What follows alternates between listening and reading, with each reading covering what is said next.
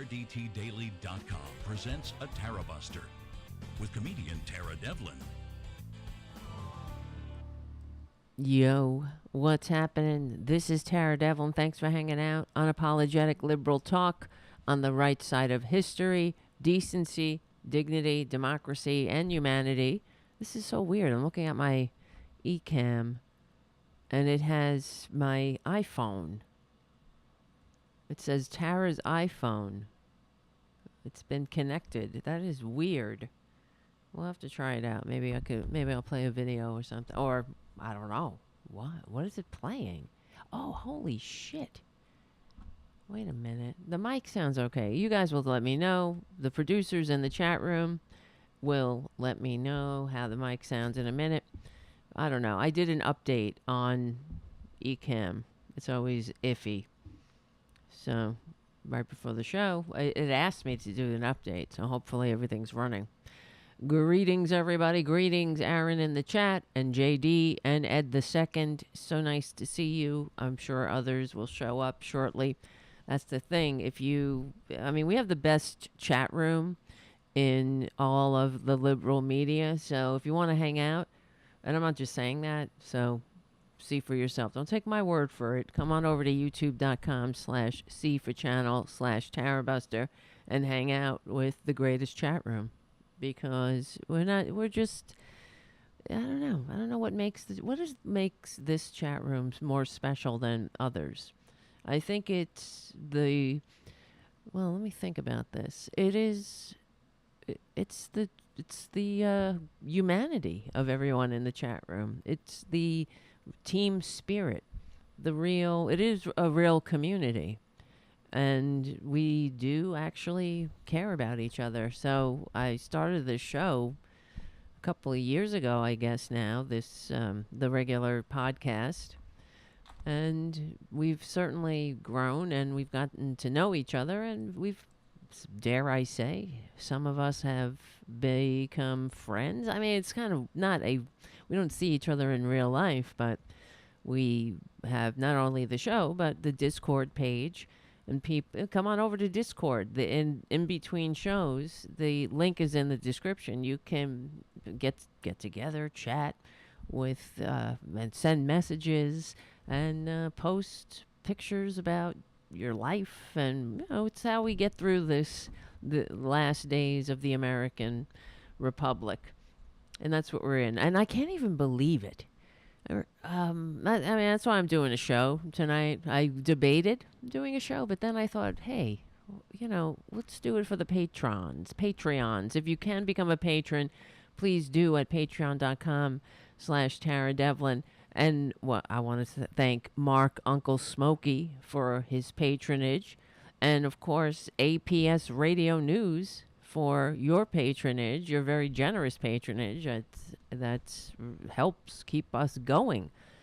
And Haiku, of course, who is also a moderator in the chat room. And thank you, Jim.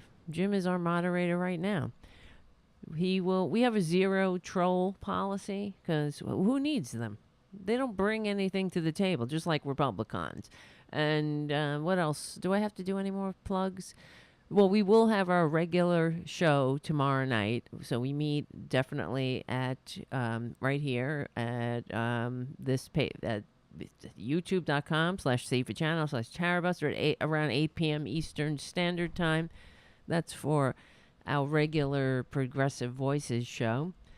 And yeah, so whatever. Become a patron, patreon.com/Tara Devlin. Give the show a good review on iTunes and tell your friends, because that will keep us going and growing. And I notice there's new people coming to the show, and I appreciate that. So welcome. All right, let's get into it. The reason I wanted to do a show, it's just because, thank you, Jim, for your super chat. All right, evening, Jim. And thank you, JD, for your super chat and pounds, you lucky bastard. Good evening, Tara and Tara fans. Thank you. Good evening, JD. And it's nice to see you. All right, hold on. All right. So the reason I want to do a show is because it's almost like there's just so much constantly. And that's why I believe Republicans have have been able to get away with their crimes. Aaron on the chat. Gnomes acceptable? Are gnomes acceptable? We're like hobbits, but burrow in books. No, gnomes are acceptable. Not trolls, though. I don't want to answer any questions crossing a bridge or something. No. They don't bring anything to the table. They're not even lovable scamps or tricksters that you might find in one of your favorite books about gnomes. They're useless. And in fact, they've done studies on people who are trolls. They are not, they're wastes of human DNA. That's really the long and short of it. But they are sociopaths, a lot of them, and they suffer from antisocial behavior, and really the internet, the anonymity of the internet gives them the ability to just be a dick without feeling like they have no consequences. So there's something fundamentally wrong with somebody like that, and that's what the studies have revealed. Not that we really needed a study on that, but really, because when you think about it, what the internet, you have the entire world at your fingertips. You don't have to be a dick. You can learn something. There's so many interesting things you can do. You can expand your mind in this little blip of time that we're here sharing together. Why must you be an asshole? Why must you be a dick? And anyway, they don't bring anything to the table. They're not, even if they have a different point of view, I don't know. What their point of view really usually just boils down to racism, and that's it. So they're ugly on the inside, and I don't know about the outside, but I'm sure they're not that pleasing either. Just because, it's like beauty is... it's about you, your soul. If you have a rotten soul, I don't care what you look like, you're disgusting. So, and they don't. What do? When we've had conservatives, so-called, come into the chat, because I don't really know what a conservative is nowadays. I think they're basically Nazis at this point, and I'm bringing the receipts. So the Nazi is out of the closet now. And this is why I figured let's do the show.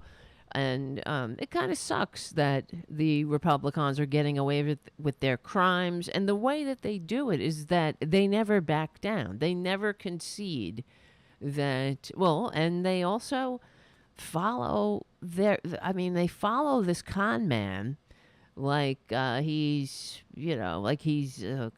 their Kim Jong-un.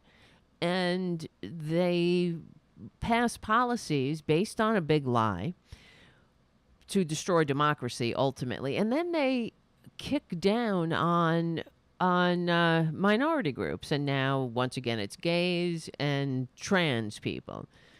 It started with the trans, but I guess it was always gays. They kicked down on gays, but then the gay people started coming out of the closet. No, and it's not a big deal. But to the Republicans who can't function in a democracy, they don't want to let go of their petty little prejudices because they get a lot of mileage out of it. They can tickle the hateful, funny bones of the sick people who vote for them, and I mean that's what's so sick. Who votes for these freaks? What? And I don't understand. I just don't get it. They're not backing down. That's why we have to, as far as January 6th is concerned, that we have to crush them legally and peacefully. They cannot be given an inch because they want it all. And we see that with the way now they have nothing. They don't have anything to offer. So what are they doing? They're not offering policy. They're just vilifying Democrats, and not even like, oh, I don't agree with them. They are literally calling Democrats pedophiles and evil And they're evil. They're evil. And I've said it before. When that tax cheating, draft dodging, dictator envying con man with the fake university and the multi-level marketing vitamin scam was the so-called president, despite receiving fewer votes, I said, yeah, what was I saying? I said whatever. It came out of my head.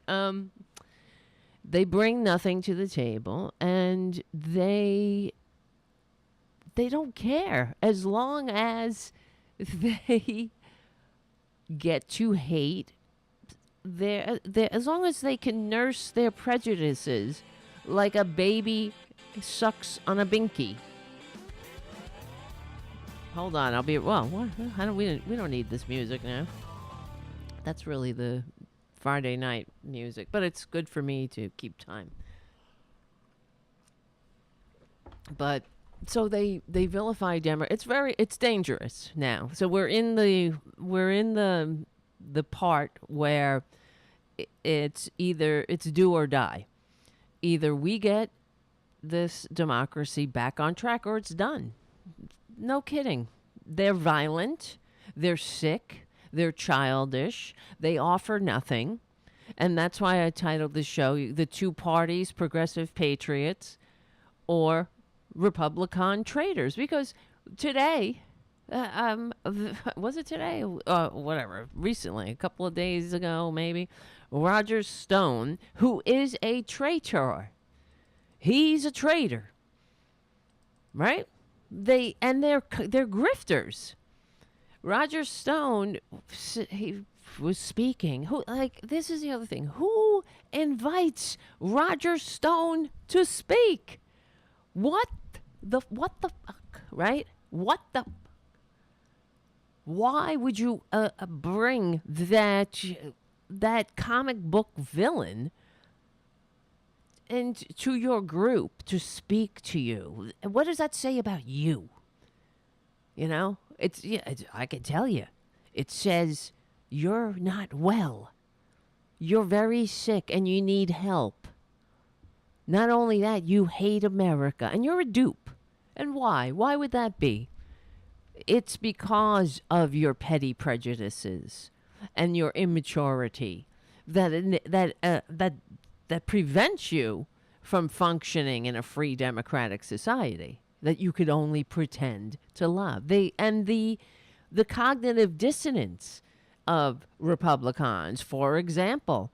Now, we'll get into it too, but I want to start with Roger Stone, but then everybody's talking about Elon Musk, this overgrown man-child, this sociopath who wants to buy Twitter because he believes in free speech, unfettered free speech, which is dangerous, frankly. Yeah, we have the First Amendment here, but you cannot yell fire in a crowded theater. So you can't turn different platforms into 4chan. That's what he wants to do.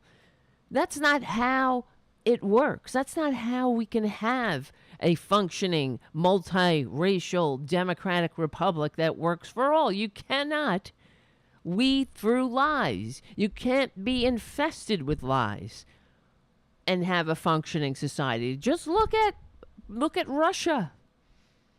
Look at North Korea or any other repressive state. That's what they want. That's what they want. They want to be able to fill the moron head of the average MAGA moron. They want to fill them up with lies and hate. So how can we have, you want to promote the general welfare? It will never happen. So if he gets a hold of Twitter, I'm out of there. We all need to get off Twitter. And something has to happen. Of course it won't happen under Republicans, but it needs to be regulated. You can't have a functioning society and lie, just like you can't have a functioning democratic republic and have these billionaires Billionaires are poison to democracy, and they shouldn't exist. So, but anyway, and they need to be taxed. Everybody knew this. They used to know this. Teddy Roosevelt talked about it.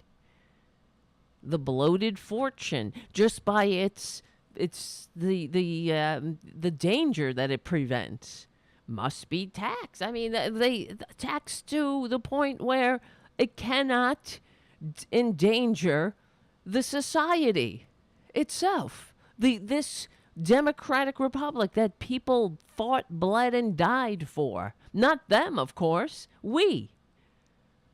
So, disgusting. I'm looking at this. There's a freaking ad on. I got to show you this. Oh my God. On Newsweek. It's somebody's toe. And it makes me want to vomit. Look at this. Why am I looking at this toe? I believe me, I didn't search for toe fungus. Do this every evening. Wow, it switched to some kid with a foreign. I didn't search. What language is that? I don't even know. A kid in a. Oh, I think this is about COVID-19, but I have no idea what language that is. What is that? It's not Korean. Just don't show that toe again. God. All right, I might have nightmares. I'm going to have friggin' nightmares and daymares about that toe. If I see it again. Just like I have nightmares and daymares about Republicans. I hate to say it. It's true. They show here the toes back. Oh, God. Disgusting. Why are you showing me this? It doesn't make me want to click. Do this every evening and fungus will be gone in a week.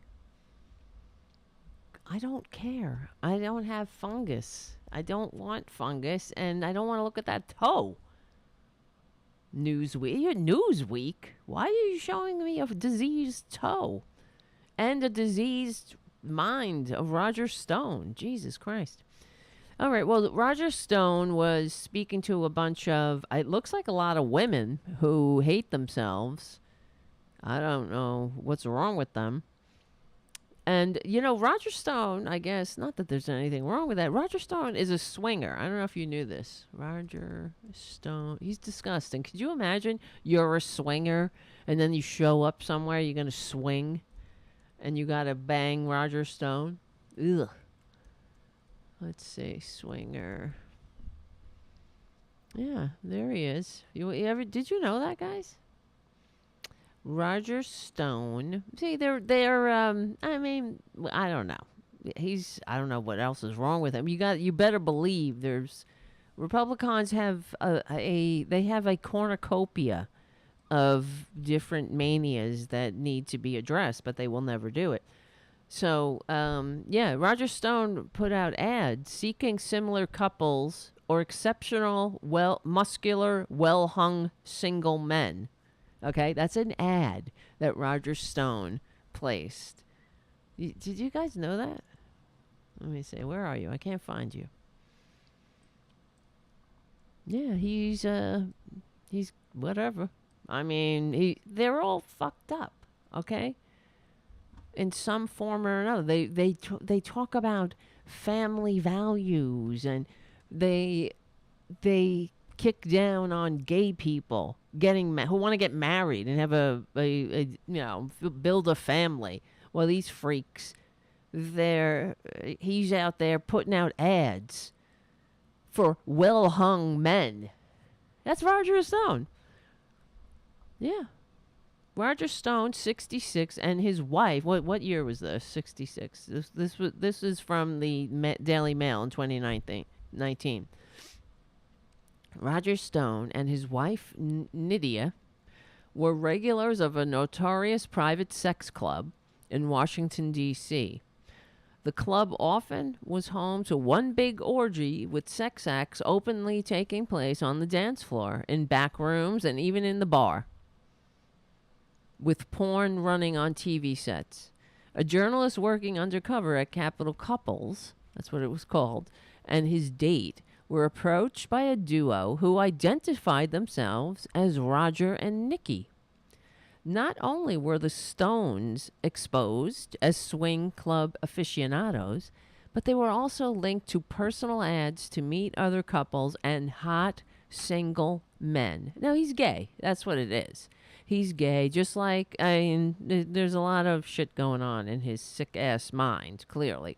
He's disgusting. Who would put a tattoo of Richard Nixon on their back, right? He's a vile scum, just like all of them, but like Rush Limbaugh, who's dead. He's burning in hell now. And does anybody miss him? Who misses him?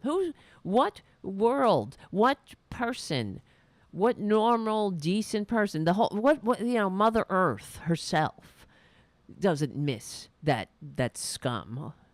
The only thing he's ever done for humanity is feed the worms, frankly. What, really? He's a taker. He was a taker. He gave nothing. He destroyed everything he could with his sickness. And now he's dead. Good. And that's probably the most patriotic thing he ever did. He's feeding the worms. That's it. Mother Nature, that's the only good thing he's ever done. Okay, same thing when Roger Stone finally kicks it and their hero, Trump.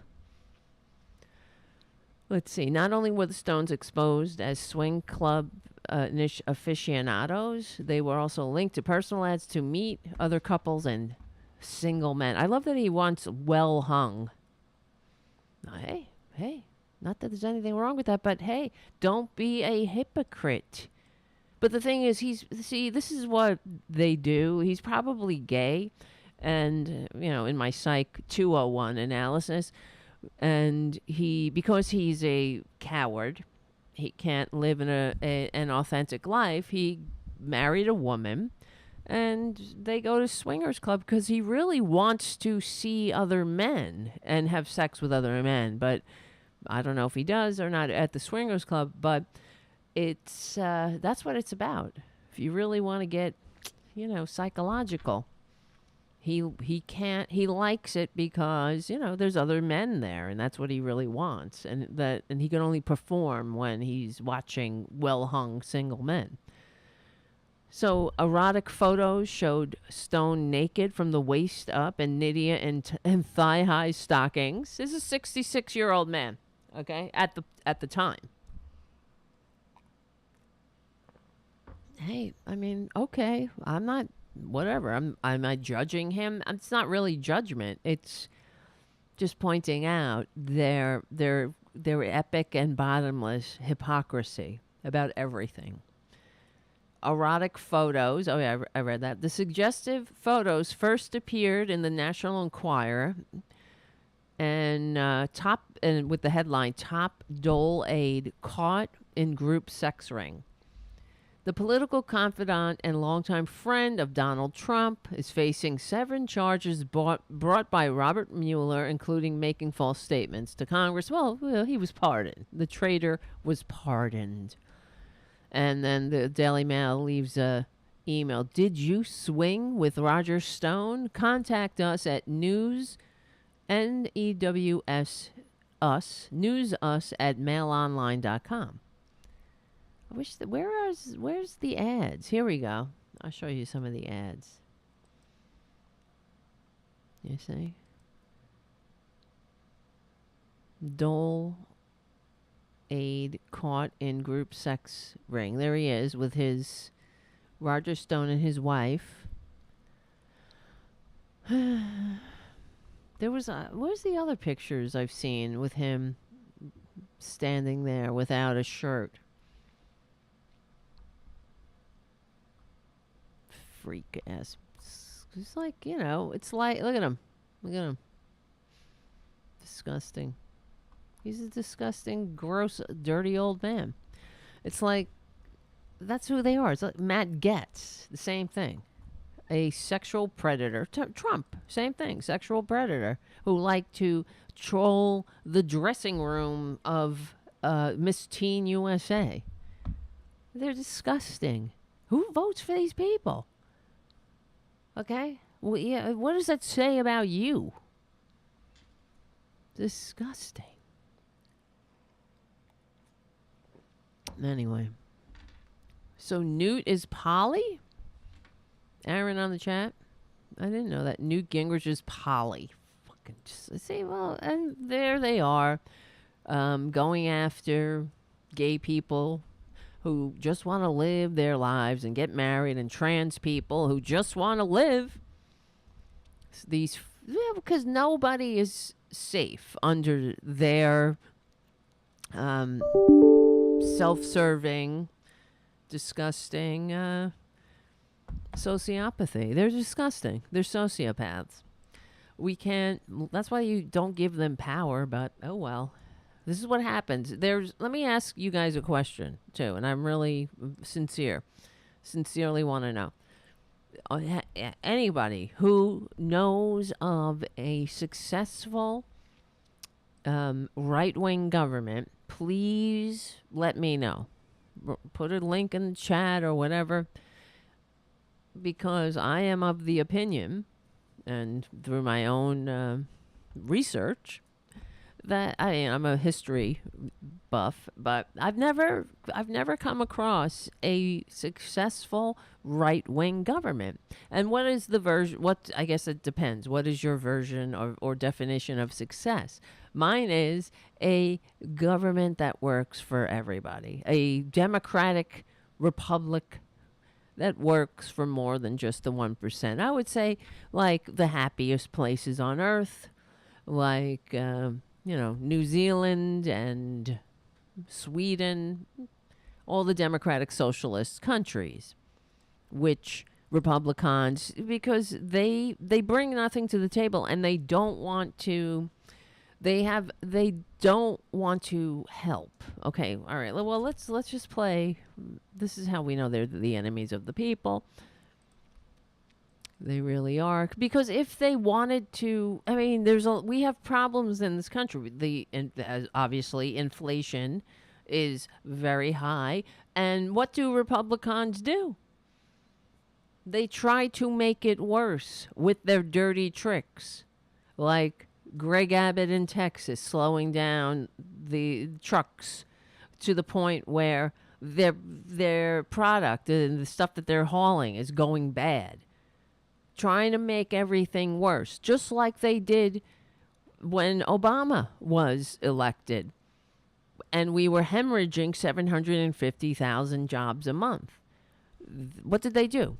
They got together at the caucus room, and they came up with what became known as the caucus room conspiracy, which Newt Gingrich admitted to. And they think that this is the way it is. This is the way politics should go.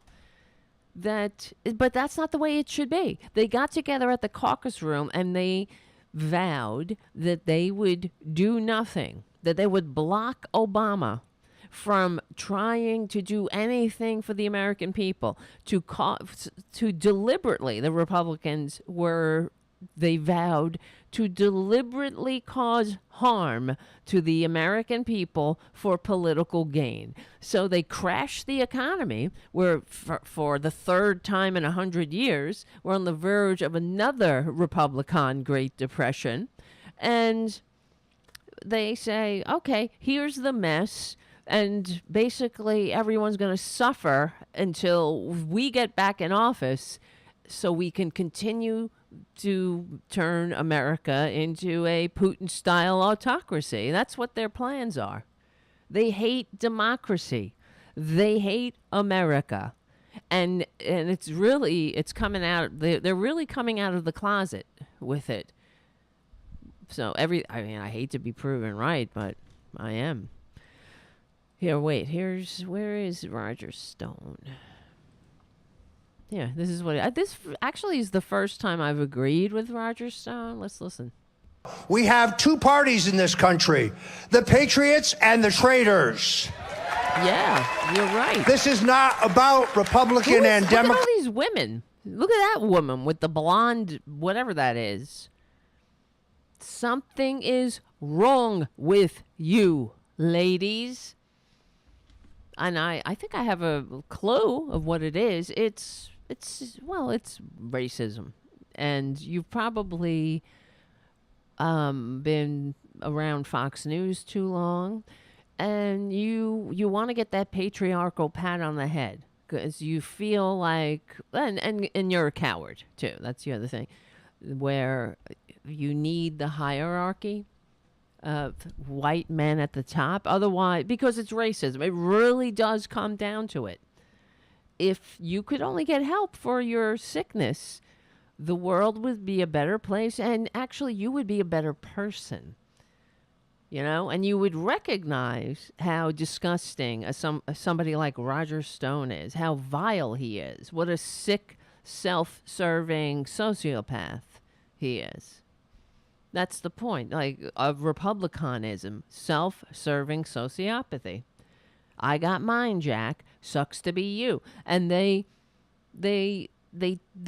hurt the very people that they pretend, that they're working for.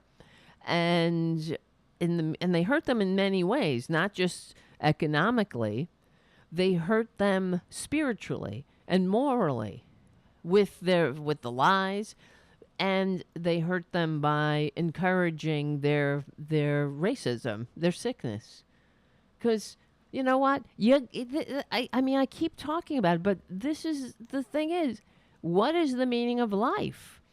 We're only here a short period of time.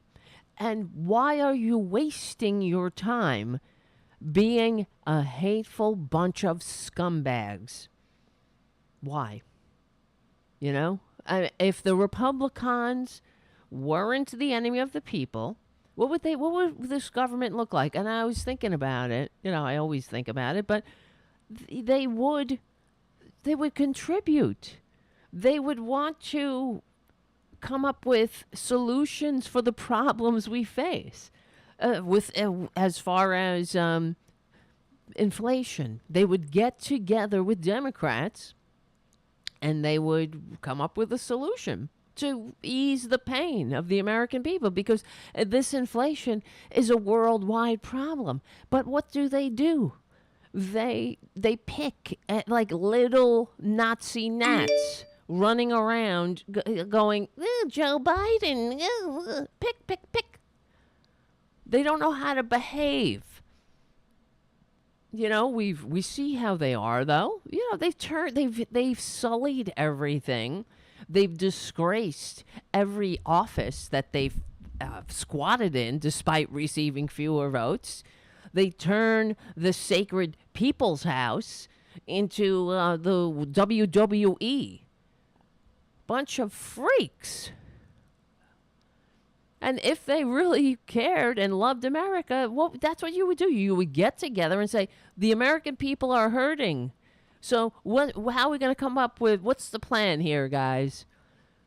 What are we going to do? Oh, well, I think we should do this. I think we should do whatever. Republicans would usually say tax cuts for the rich. But that's another example of how much they are working at cross purposes, how much they hate America.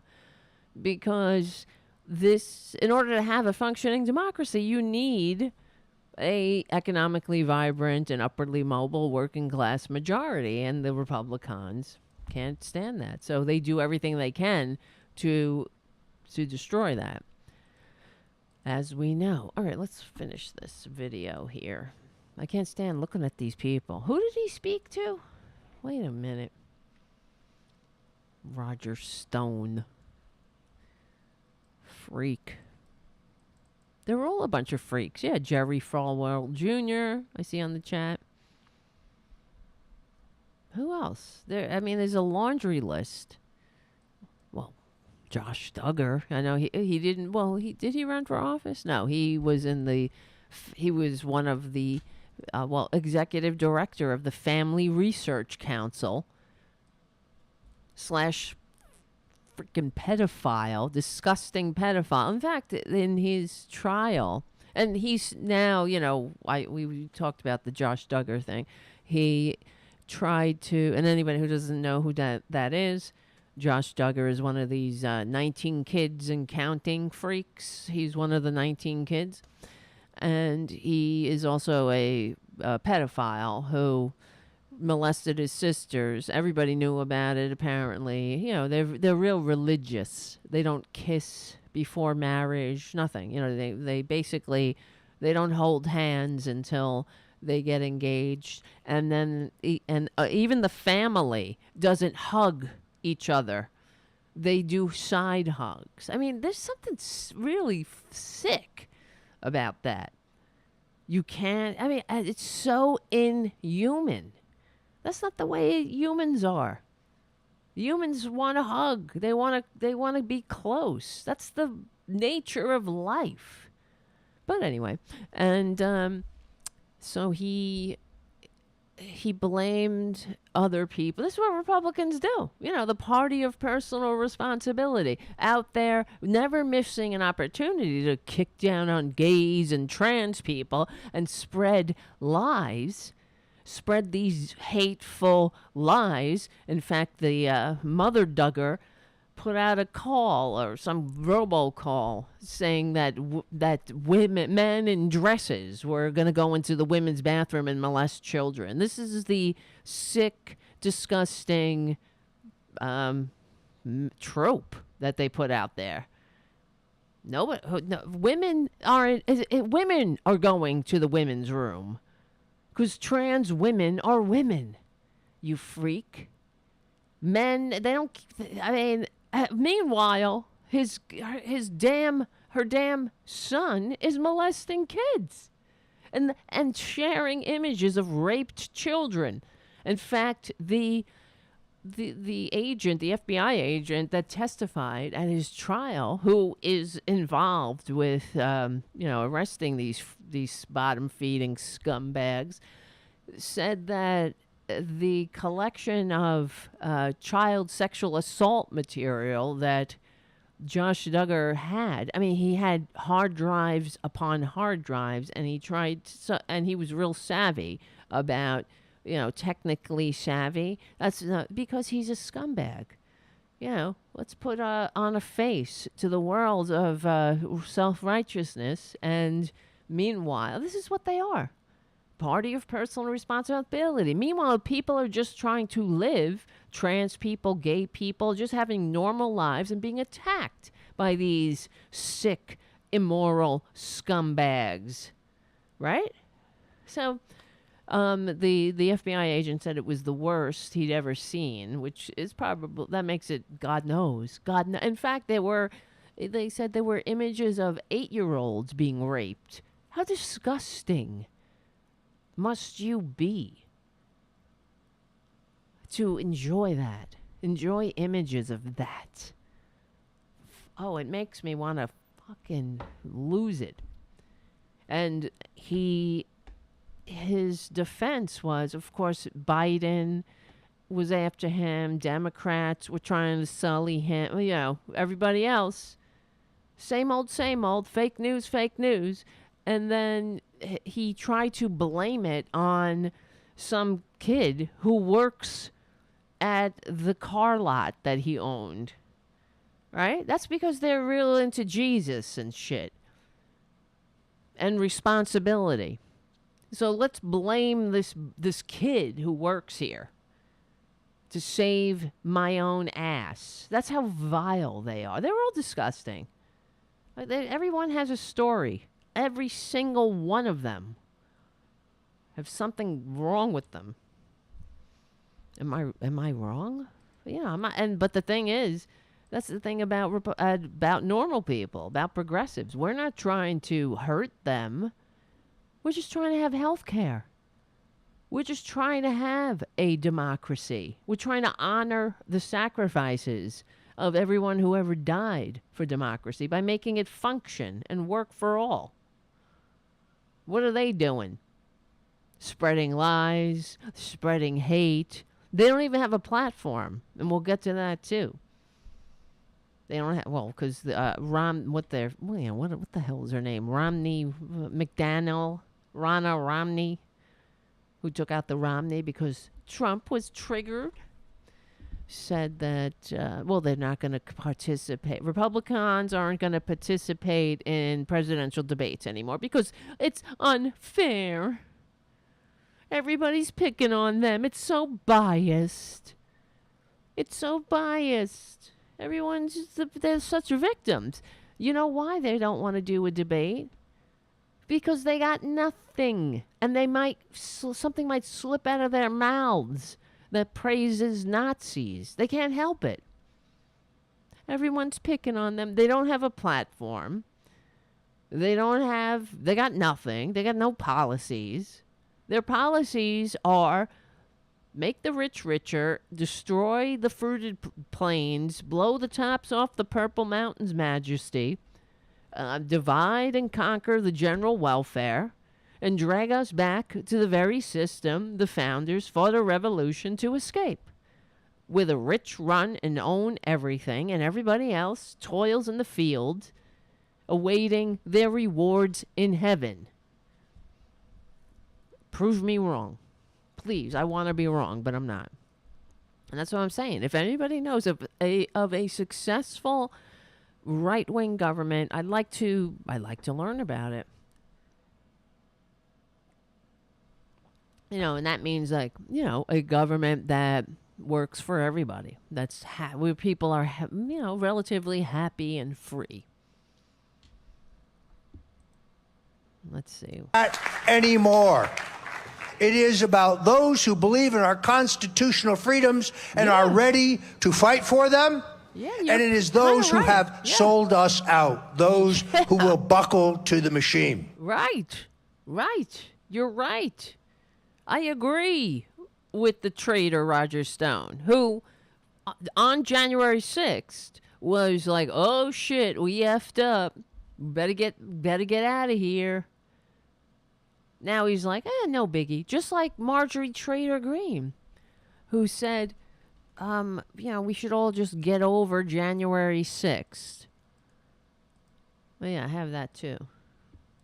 This is from The Independent, and somebody got this two-toed traitor in the hall and started asking her about January 6th. Question about January 6th. Do you think it was a mistake for Kevin McCarthy to remove all of the Republicans off the January 6th committee? It's hard to hear with her goddamn freaking clogs. Clog.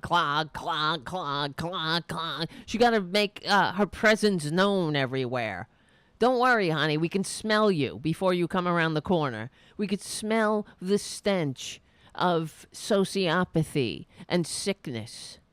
We could smell your immorality. Don't worry about it, honey. We don't need the clonk, clonk, clonk, clonk. I'm here. Clonk, clonk, clonk, clonk. But he asked, do you think it was a mistake for Kevin McCarthy to pull the traitors off their committees or whatever on January 6th? Because of January 6th. Pelosi took off Jim Banks and Jim Jordan. You know what I think? Okay. I think the American people are fed up with this over-dramatization. Excuse me. It wasn't. He said something about Pelosi pulling Jim Jordan and the other traitors off of the January 6th committee. And, little Margie Two-Toe traitor she's over it. Let's move on. The American people are fed up with this over-dramatization. Yeah, such an over-dramatization. Riot that happened here at the Capitol one time.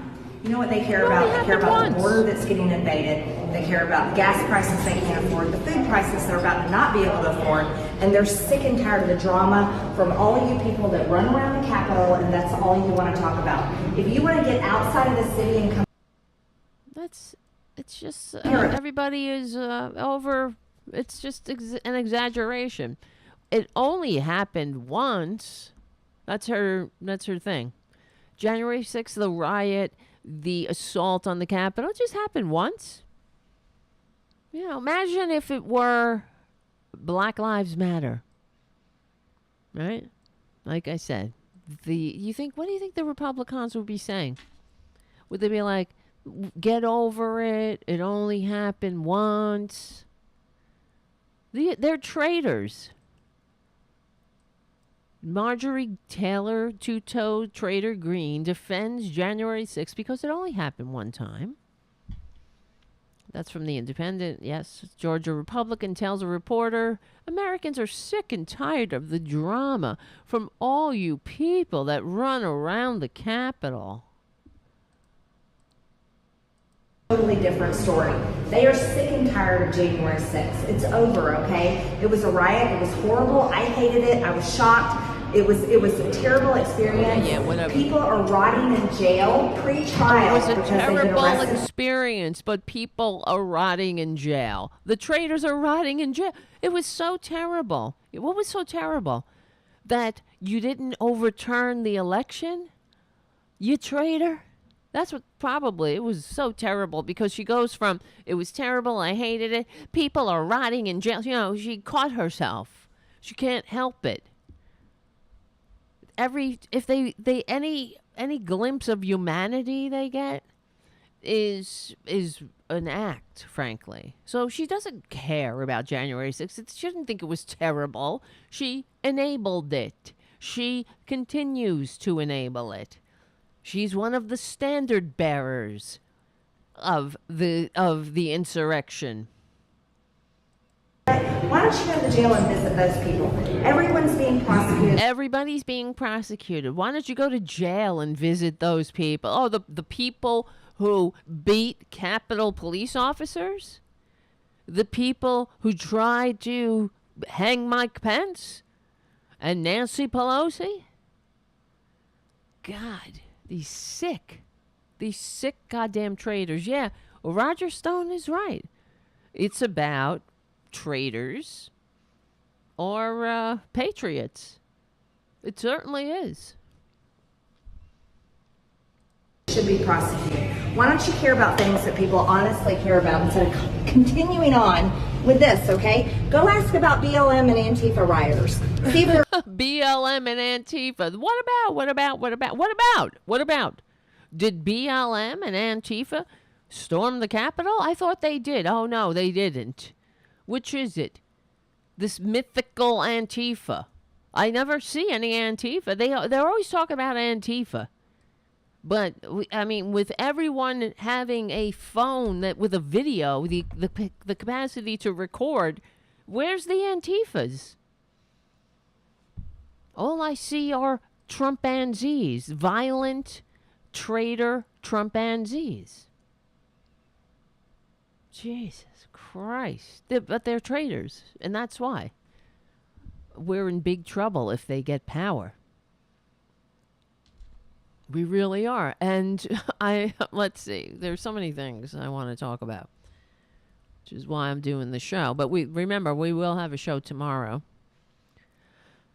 Let's see, where is that?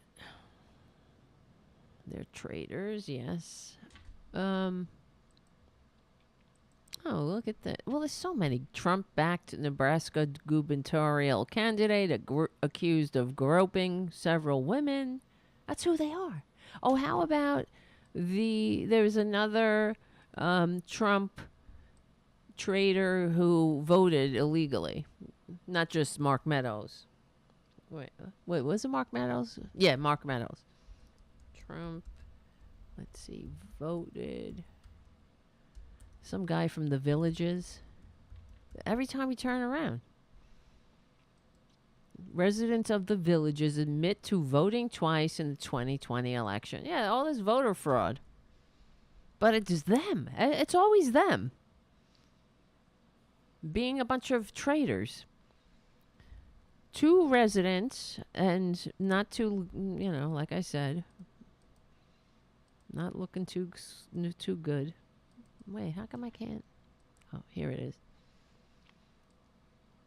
They need a little bit of, they live in Florida. They need to get out more in the sun. This is what the Trump base is. These racist old white losers. Angry losers who, what's your problem? You're afraid to share civilization with people with darker pigment. That's what it is. Voting twice. 2 residents of the villages now admit they voted twice during the 2020 election. Charles Barnes and Jay Ketchick recently entered a pretrial diversion program that will allow them to avoid prison time if they successfully complete court-ordered requirements such as performing community service and attending a civics class. Because they hate democracy. They hate America. They don't know. What's civics? They just want Trump, whether he wins or not. He didn't win. He didn't win the first time. So that's why they're confused. He didn't get the most votes the first time, but they had to vote twice. You don't. I mean, really, come on. These people they will stoop at nothing. They're violent, and they're calling for violence. And what do you think is going to happen? Now, there will be more violence. There will be another January 6th. There will be progressives who get killed by these monsters, these Nazis, because of Marjorie Taylor Greene, the likes of Marjorie Taylor Greene, calling Democrats everything under the sun except a political party, calling them pedophiles when they're the fucking pedophiles. They're the hypocrites, the sick, disgusting. I mean, they should get help that they need, and all take a civics class while they're at it. So let's see. Both men acknowledge their guilt as part of an agreement with prosecutors. The parties agree that the first step in rehabilitation is the admission of wrongdoing. Barnes, 64, and Ketchick, 63, are among 4 residents of the villages who are accused of casting multiple ballots in Florida and their original home states. Just like what's his name? Mark Meadows, registering his carcass at some double-wide trailer. All 4 face maximum of 5 years. Here's the producer now. Great. What's up, producer? What's up, producer? What's up? All right, just sit there. Don't sit on the keyboard, please. Just sit there. All 4 faced a maximum of 5 years in prison. Why not? They should have went to prison. Joan Halstead and John Ryder, Joan 71 and John 61, are still awaiting trial. All right, Junior, enough. Sit there. If convicted, blah, blah, blah. They're still awaiting trial for casting multiple ballots. Under the pre-trial intervention contract signed by Barnes and Ketchick, prosecution will be deferred for a period of 18 months with the possibility that it will be permanently deferred if they successfully complete court-ordered requirements. They need re-education, but that's the entire Trump and Z cult needs a re-education. Just like when they paid, we read the story the other day, how they paid Trumpanzees, Fox News victims, to watch CNN, and lo and behold, their opinions changed because they weren't getting that steady diet of fascist lies and propaganda, and they are fascist. It's time to stop with the bipartisan, and get with the program that these people need to be legally and peacefully put in history's trash bin before they kill us all. Oh yeah, I'm not kidding. They can't help it. They're such Nazis that they can't help. Now the Nazi freak, they're out of the closet with the Nazism. And today, let's see. Here it is. It's unreal, really. It is unreal. State senator cites Hitler as proof that the homeless can have, quote, productive lives. Did you see that? I couldn't believe it. Let's play the video and then we'll talk about it. This is Republican for you. And if you are an average Joe Republican, you're a Nazi. I'm sorry. You're in with if you vote for Nazis and you enable Nazis, you're a Nazi. And that's not a good thing. That's not a patriotic thing. Junior, I don't like the biting of the hands. Junior. He just bites my hands out of nowhere. I get a bite on the hand. Why? Why would you bite my hand? He wants me because he wants my hand. He wants it to scratch him. All right, I'll scratch you. There you go. How's that? Good boy. You're a very good boy.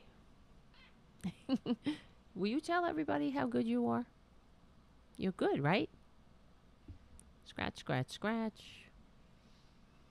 Scratch, scratch, scratch. You like that? Oh. You're very good. This is so good for my blood pressure, right this, right? Scratch, scratch, scratch. Now, all right. How's that? He likes the ears scratched. The chin. There we go. Good boy. Very good. All right. See, that helped. That helped my blood pressure a little bit. Where is it? State senator cites Hitler as proof homeless can have productive lives, and this is what Republicans do. They were passing a law basically outlawing homeless people. That's their solution to the unhoused. It's not, make a country that works for all. It's to criminalize those who have fallen on hard times, vilify them, criminalize them, treat them like shit. During a debate over a bill that passed the Tennessee State Senate on Wednesday that would allow misdemeanor charges to be filed for unauthorized camping on public property, one senator made a distinct comparison to outline the potential future lives that could be led by homeless people. Let's listen. Here it is. It's almost like you can't believe your ears. And I want to give you a little history on homelessness. 1910, Hitler decided to live on the streets for a while. So for 2 years, Hitler lived on the streets and practiced his oratory and his body language and how to connect with masses, and then went on to lead a life that got him in the history books. So a lot of these people, it's not a dead end. They can come out of these homeless just like camps Hitler. And have a productive life. A productive life. Or in Hitler's life. case, a very unproductive life. Or in his case, see, I guess he caught himself. Or in his case, very unproductive life. That's like when what's his face, Madison Cawthorn went to Hitler's eagle's nest. On my bucket list to go to the Führer's eagle's nest. Right? Let me say, we talked about that the other day. Madison Cawthorn eagle's nest. It's unreal. It's absolutely out of some, I don't know, dystopian nightmare that I never believed I would witness openly in this country. Yes, Madison Cawthorn at the eagle's nest. What does he say? All right. I'll pet you later. I know I had it because we talked about it. Maybe I have it here. Eagle's Nest tweet. Everybody just look at the cat for a minute. See? Look at Tara Jr. while I look this up. I mean, these cats are staring at me.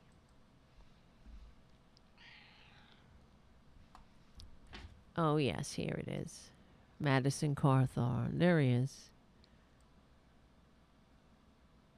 The vacation house of the Führer. Yeah. Seeing the eagle's nest has been on my bucket list for a while.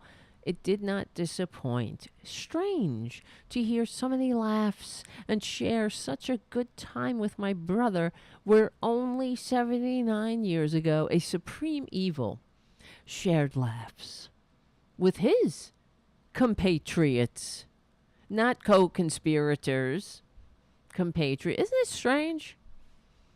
Supreme evil. He had to throw that in there. It was like the Führer. I'm at the Führer's house. Can you imagine? I mean, supreme evil. Because that's who they are. Here, let's listen to this guy again. And I want to give you a little history on homelessness. Oh, okay. 1910, Wonderful.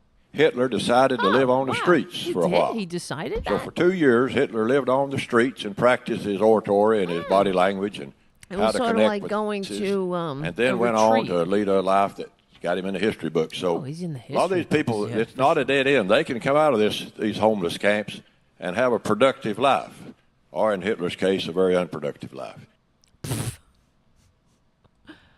Come on.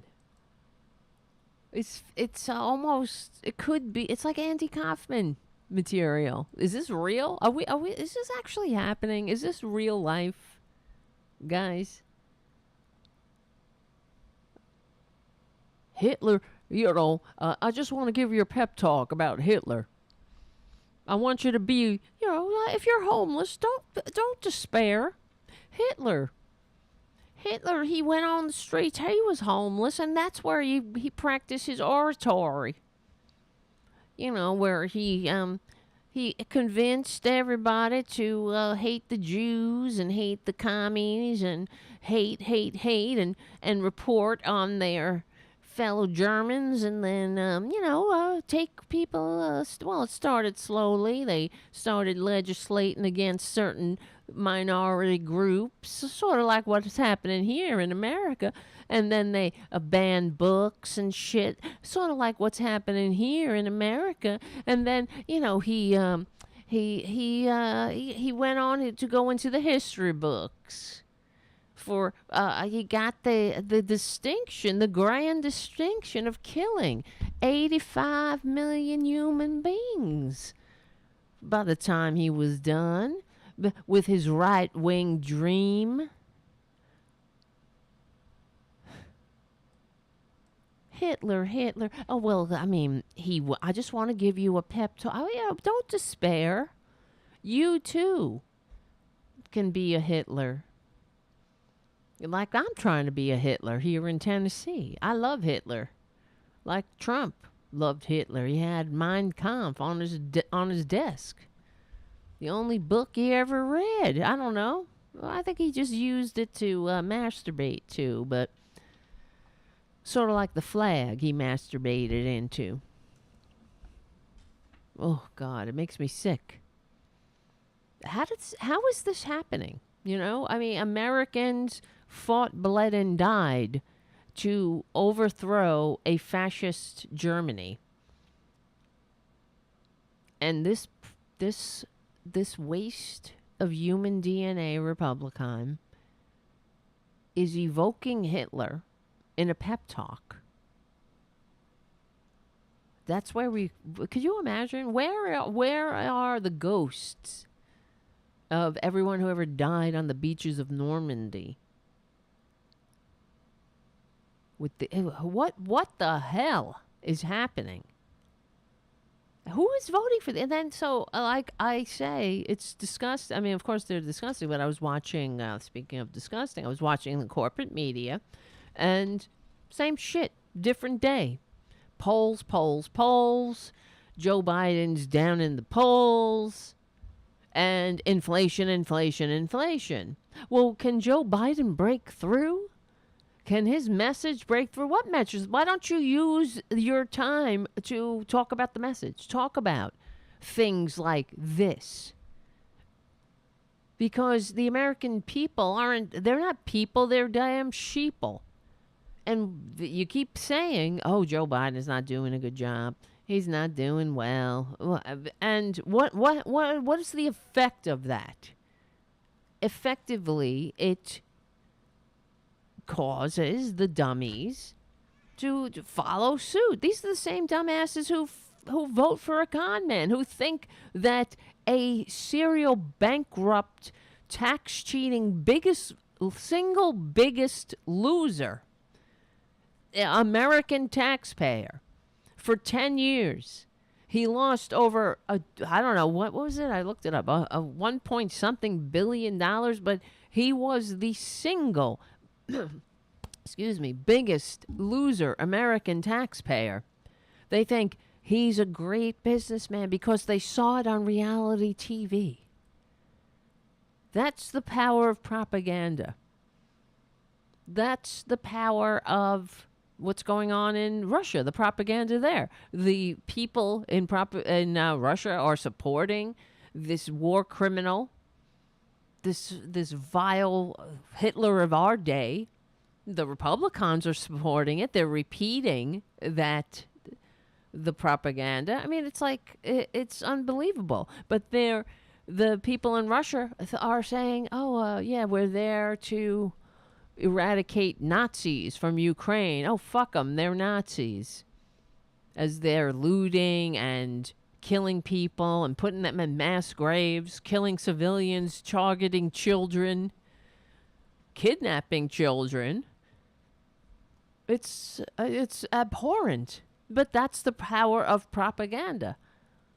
That's why we can't have Elon Musk on Twitter. We can't have it. We can't have these billionaires toying with us like we're pawns, like we're nothing but pawns, just because they had some idea and they made money. Good for them. But that doesn't make them our king. And they don't get to be the harbinger of truth. Because they're gonna poison this country. They're gonna poison the world. And by the time they're done, we will have an autocracy. What does he give a shit about autocracy, Elon Musk? That's what he wants. You think he want a functioning democracy? And the irony of Republicans, they're losing their shit over Elon Musk buying, the possibility of him buying Twitter and making it free. Everybody's free to just, basically he wants, if that happens, he will turn Twitter into 4chan. Free to spread hate and lies and misogyny and homophobia and hate for trans people and the big lie. Home for hate. That's all it is. You can't, freedom isn't free, but you pay for it with responsibility. We have a responsibility to each other. You can't just lie. That should be some kind of responsibility. And who says what's true and what's lie? Well, we know what's true. We know when the votes are counted, who got the most votes.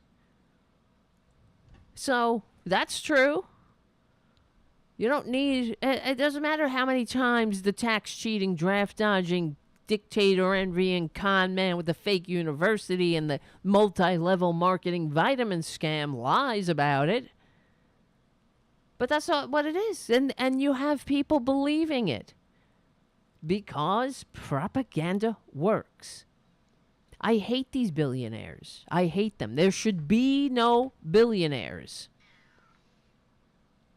Look at this cat. I just want to show. Oh, he stopped. Keeps getting my hands. You want my hands? You can't have them.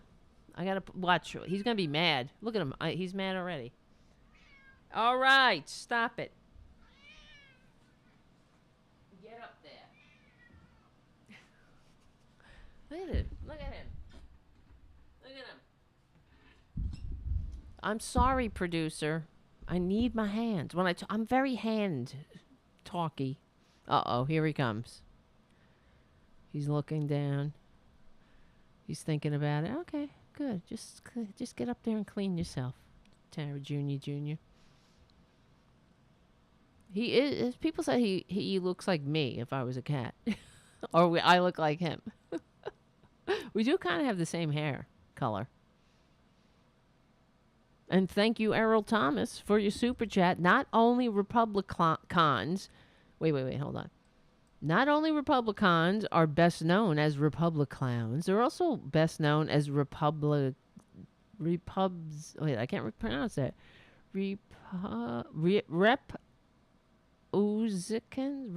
I don't know how to pronounce that. Republicans. That's true. Yes, thank you. Takes me a minute. And thank you, Kay Petrini. Thank you so much for your super chat. Keep on speaking truth, Tara. It matters a lot. Yeah, it does. I agree. Because there's so much bullshit. And we're in a very dangerous time. Frankly, the Republicans are putting targets on progressives' backs. And how will we overcome this? I don't know. We have to speak truth, and we really need the Democrats to stop pining for Republicans like battered spouses pining for an abuser. And get real, get FDR on them. I welcome their hatred because we're they've put targets on our backs. Enough. And we're supposed to be like, let's get bipartisan. We go, what's the bipartisan? What does bipartisan look like? It's give to Republicans. Bipartisan means give them everything they want, which is nothing but tax more money for the rich and deregulation, which means that corporations can pour their poison into our public streams, our water, our air, poison the fruited plains, frack the fruited plains, blow the tops off the Purple Mountain Majesty, all that. Just whatever. If you can make a buck, because Republicans cannot seem to make a buck unless the system is rigged in their favor. Government exists to promote a society that works for more than just the 1%. That's the kind of society that the founders rebelled against. And this is something that we have to say repeatedly. It has to be drummed into everybody's heads. This country was founded as the antidote to the system the founders, to the system that the Republicans want to put back in place, where the rich run and own everything and everybody else knows their place. And yeah, we need to tax billionaires. Billionaires shouldn't exist. There's nothing wrong with that. And I always remember, I talked about it before, when one of the Democratic debates, when Chuck Todd was hosting. I think there were a couple people hosting. He was one of them.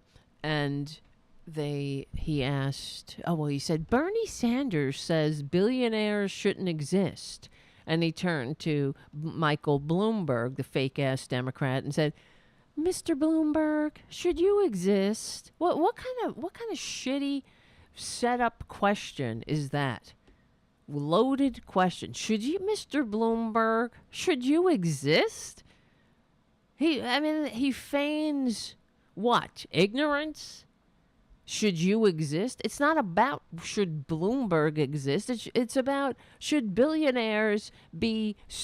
have billionaires who are so rich that they can harm. They are destructive to the government that many people fought, bled, and died to create and entrust to us. The bloated fortune, like Teddy Roosevelt said, it's different. That's why it should be taxed to the point where it doesn't threaten the commons. It doesn't threaten the general welfare. That's the system the founders overthrew. And, it's really annoying that, of course, Republicans never talk about that. They talk about, what do they talk about? They talk about this ubiquitous, this overarching nothing freedom. It's like a Rorschach test. Just put whatever you think that means. And to Republicans, freedom is the freedom to say the N-word. They're free then. If they could be as racist as their mama and pappy was. And they can die in the coal mine like them. And, I don't know, just be douchebags. That's freedom. To not care. Uh-oh, he's back. He's back. Back in the New York groove. Oh, shit. He's back. You're back, producer? I'm going to put you in the bedroom, producer. You're back. I know, honey. How's that? You like that? You like your eyes being rubbed? He's a good boy. Do you hear him? I just want you to hear his purr. Purr into the microphone. Come on, over here. Purr. You get it? He's like a purring machine. He really is. I like it. It's good for my blood pressure. But he's also annoying. So he's annoying when he bites my hands. I don't like that part. But what can you do? He's a cranky old man. But yeah. So Elon Musk also, I'm sick of him. He's an overgrown man-child, and enough. That's why we need to tax these billionaires until they're millionaires. You could have enough money. You could be rich. But do you need enough money, more money than half the country? Or, in fact, oh my God, Elon Musk. I thought it was supposed to be Jeff Bezos, but I guess for whatever reason, things changed. Let's see. Elon Musk. Trillionaire. Yep. Look at this shit. I'm gonna scream. Elon Musk is on track to be the world's first trillionaire not in some long, far away, distant future, distant apocalypse, in 2024. Other billionaires are also expected to hit the $1 trillion range, but not before Musk. This is from Business Standard by, let's see, who wrote it? Hey, don't yell at me. I guess it was, I don't know, it doesn't have an author. Tesla and SpaceX CEO Elon Musk could become the first person to ever accumulate $1 trillion net worth, and it could happen as soon as 2024. Musk is currently said to be the richest person in the world, overtaking former Amazon CEO Jeff Bezos last year to claim the title. While Musk has stated many times that material possessions are no concern of his, eventually selling nearly all of his personal property as proof. A new study from Tipalti approve suggests he could become the first person to ever accumulate $1 trillion. Musk's net worth, according to Forbes, sits at over $260 billion, nearly $70 billion more than Bezos. His wealth skyrocketed over the past years thanks to his majority ownership of Tesla, which increased in value since 2020. SpaceX has also helped Musk's net worth. Since 2017, Musk's fortune has shown an annual average increase of 129%, which could potentially see him enter the $1 trillion club in 2 short years. Like, fuck that. Honestly, bullshit. That's goddamn bullshit. That we allow that to happen? Because what's the meaning of life? What is the meaning of an economy? What is the meaning of a society? Is it to make one sociopath man-child stupidly rich so he can just fuck with the world? No, I don't think so. That's why the founders rebelled. That's why there was a liberal age of enlightenment where people are like, no, you know what? This is not fair. It's not conducive to society. And they talked about what the meaning of life is. Is it to just make one son of a bitch happy and it's not even, wealth doesn't make people happy. We know that. There's many studies on that too. Once you hit a certain rate, as long as you have your basic needs, it doesn't matter, you know, how many zeros you have on your bank account. You can still be a miserable scumbag who wants to kill himself. Why? Because there's a deeper thing going on here. And, you know, if you're rich, why would you want to be rich in a society where people are struggling and can't even save $400? That when the scumbags play with their lives and shut down the government, meaning they shut down their jobs, they got to go to a food bank. As soon as they miss one paycheck, they're on a food bank line. This is not a functioning society. And all Republicans have. Now, like I was saying earlier, and I'm sure you probably read about it, the Republicans have declared they're not going to participate in presidential debates anymore because they're rigged, and everybody's picking on them, and it's biased. I'm so sick of that fucking word from these children. Oh, it's bias. Everybody's biased against them. You know what? Truth has a bias. It has a liberal bias. That's what they can't stand. Oh, we can't have a presidential debate because guess what? They might say things like this. And I want to give you a little history on Right? homelessness. That's what they'll do. 1910, Yeah, Hitler decided to live on the streets for a while. So for 2 years, This is why they Hitler don't lived wanna on the debate. streets and practiced his oratory and his He body practices language. and oratory how to and connect body with language. his- Oh, like a and good then went on to little lead a Nazi. life that got him in the history books. So He just lead a life that got into the history books. a lot of these people, it's not a dead end. They can come out of these homeless camps. Well, wow, they can come out of these homeless camps and put people in camps and get in the history books. See, that's what happens. They might accidentally say something abhorrent, stupid, vile, immoral, scummy, shitty, ignorant. They will expose how willfully ignorant and racist they are. And they offer nothing to society. So why? And they don't even have a platform anymore. Their platform is, let me fillet Trump. Let's fillet Trump. Whatever he says, let's fillet him. Whatever stupid lie comes out of his mouth, let's make him our boss. He's so gross. And they had every opportunity to get rid of him. On January 6th. They could have just been like, okay, this is it. We're done.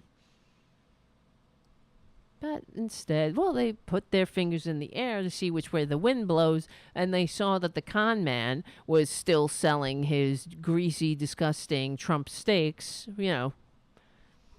metaphorically speaking, and saying it was recession proof. And basically, it's a grift. Everything they do is a grift. They saw that Trump was still grifting, and they're like, all right, I guess I'm getting on the grift train. And they saw that the hateful morons are legion in this country. And that's why they hate this country. You understand? Because there are hateful morons everywhere. Other countries try to educate their hateful morons by not giving them power. They set a good example. When something hateful and immoral it comes out, people are reviled by it. They don't say, "Oh, I'm going to drink your tears. I love that you've been triggered." Yeah, we're triggered when Republicans destroy democracy. And that's another thing and that's why I repeat it on the show. If your motivation is to drink the tears of your fellow Americans, there's something wrong with you. You're not a patriot. You're sick. That's why you have to lie about Democrats, because you got nothing. You got nothing to offer. And then the lies, they're just getting more outrageous by the second and more dangerous. So, there is no redeeming this death cult called the Republican Party. They are irredeemable. They must be legally and peacefully destroyed without apology. And, will there be one party? Shut up, Nancy Pelosi. The American people don't need a strong Republican Party that's done so much good for America, because they haven't done a single thing for America, and they never will. So stop trying to will it into existence. It's like she's practicing The Secret or something, give it up. They've never done a single thing for this country. And that's why I'm asking, does anybody know? If they have done a single thing for this country, let me know. We'll talk about it. What have they done? Right? Nothing. I want to know. I mean, they even now, look at what they're doing now. We have problems in the country. What do they? They do nothing except pick. They are nothing but trolls on social media, putting out podcasts and spreading lies, going on their stupid podcasts and calling Democrats pedophiles. And pulling dirty tricks to make it worse. That's what they do. It's unreal. And praising Hitler? Oh, I just want to play this other thing. When Matt Gaetz was talking to, of course, he has to put on a show, because this is what they do. They don't, every time they have a hearing or something where, the point of the House is to find out what's happening in the country and pass legislation that supposedly promotes the general welfare. But Republicans use these opportunities to yell, to lie, to spread their bullshit, to try to act tough. All right, Junior, I'm tired of this. Producer, sit down. He's such a bastard. He's cranky. I mean, really. Stop it. That's how I say when he's being bad. I say, stop it. He knows, stop it. He's being annoying. He fucking wants me to just I will pet you later. We're doing a show. Oh, I almost fell. Almost fell on my own 2 feet. Here's Matt Gaetz, the sexual predator. talking to Secretary Austin. Why should American taxpayers fund lectures at the National Defense University that promote socialism as a strategy to combat China? To combat. See, in college, you read a bunch of books and you take courses and you have discussion, and it's called learning about the world you were born into. Republicans, they don't want anybody to talk about different things. Apparently, there's a class about democratic socialism in the defense, one of the defense universities, and this little incel. Well, I don't know if he's an incel. He pays for sex with minors and then has sex in front of other men. He's a sexual predator. Who was notorious as a young man because his daddy was very powerful, and he was notorious for running around the bars in Florida, getting kicked out of bars, screaming, "Don't you know who I am? And don't you know who my daddy is?" So he's attacking. This is what the Republicans do. They attack Secretary Austin, and these people have never served a day in their life, anything but themselves and their sickness and their dicks. So he really has nerve talking to this man who is a patriot, who served his country, who served this racist ass country. And Republicans don't want to talk. They're all about free speech on Twitter, you see, except what? Critical race theory? Except the 1,000 books they've banned? Except talking about trans people or gay people or people? Anybody who's not a straight acting white man can't talk about it. So it can't have a class in university. It's like fucking Hitler University again. That's what they want. That's what happened in Nazi Germany. There were discussions that were off limits, and then they actually had book burnings. They haven't gone to the burnings, but they're at the bannings, and we've heard Republicans talk about burning books. They don't even realize how Nazi they are. There was a guy in one of these meetings, one of these town hall or whatever meetings, I'll find it. And he was like, "Yeah, I don't care. Put them all in a pile and burn them." And they don't realize, you see, that that's a Nazi thing.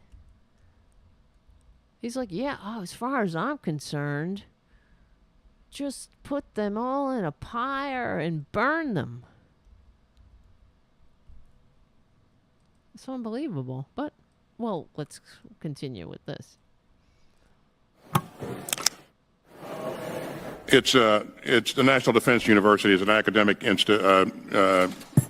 institution, and I don't know of any such lecture. But that's surprising because it was widely reported. The National Defense University had Thomas Piketty come, and this was the title of his lecture, "Responding to China: The Case for Global Justice and Democratic Socialism." So now that you know that they did this, would you agree that embracing socialism is not an effective strategy to combat China? You stupid, I certainly don't agree with it. Sick little fuck. I know, I'm not supposed to curse, but here it comes. It's democratic socialism. I don't know. I don't know what the course was about, and neither does he. He just took the name. Responding to China, the case for global justice and democratic socialism. Yeah, well, let's have a discussion. This is how you respond to China. You promote the general welfare. You tax corporations. You ensure that you have an economically vibrant and upwardly mobile working class majority. Government promotes freedom by the freedom to go to a doctor when you're sick, the freedom to go to university and have these kind of discussions, because that's what it means to be alive. We talk about life. You know? We're not just a bunch of automatons and pawns to be fucked with. On February 16, 2020. So he goes through all of the courses and he sees a title. Thomas Piketty. And he's like, oh, it says socialism. He's the guy that wrote the book Capital that was so popular. And everybody read. On February 16, 2022, U.S. Department of Defense program hosted a speaker session with Professor Thomas Piketty, the School for Advanced Studies in Social Sciences. Summary. Thomas Piketty argued that Western countries are struggling to collectively define their political attitude towards China because much of their obsession with capitalism. Instead of focusing on a conventional model of capitalism, he suggests that the U.S. and Western countries pursue increasing the share of income and wealth over their socioeconomic spectrums. This could be done by increasing taxes on the wealthiest individuals, increasing the inheritance tax, and keeping workers' rights as a priority over corporate profits. Oh my God!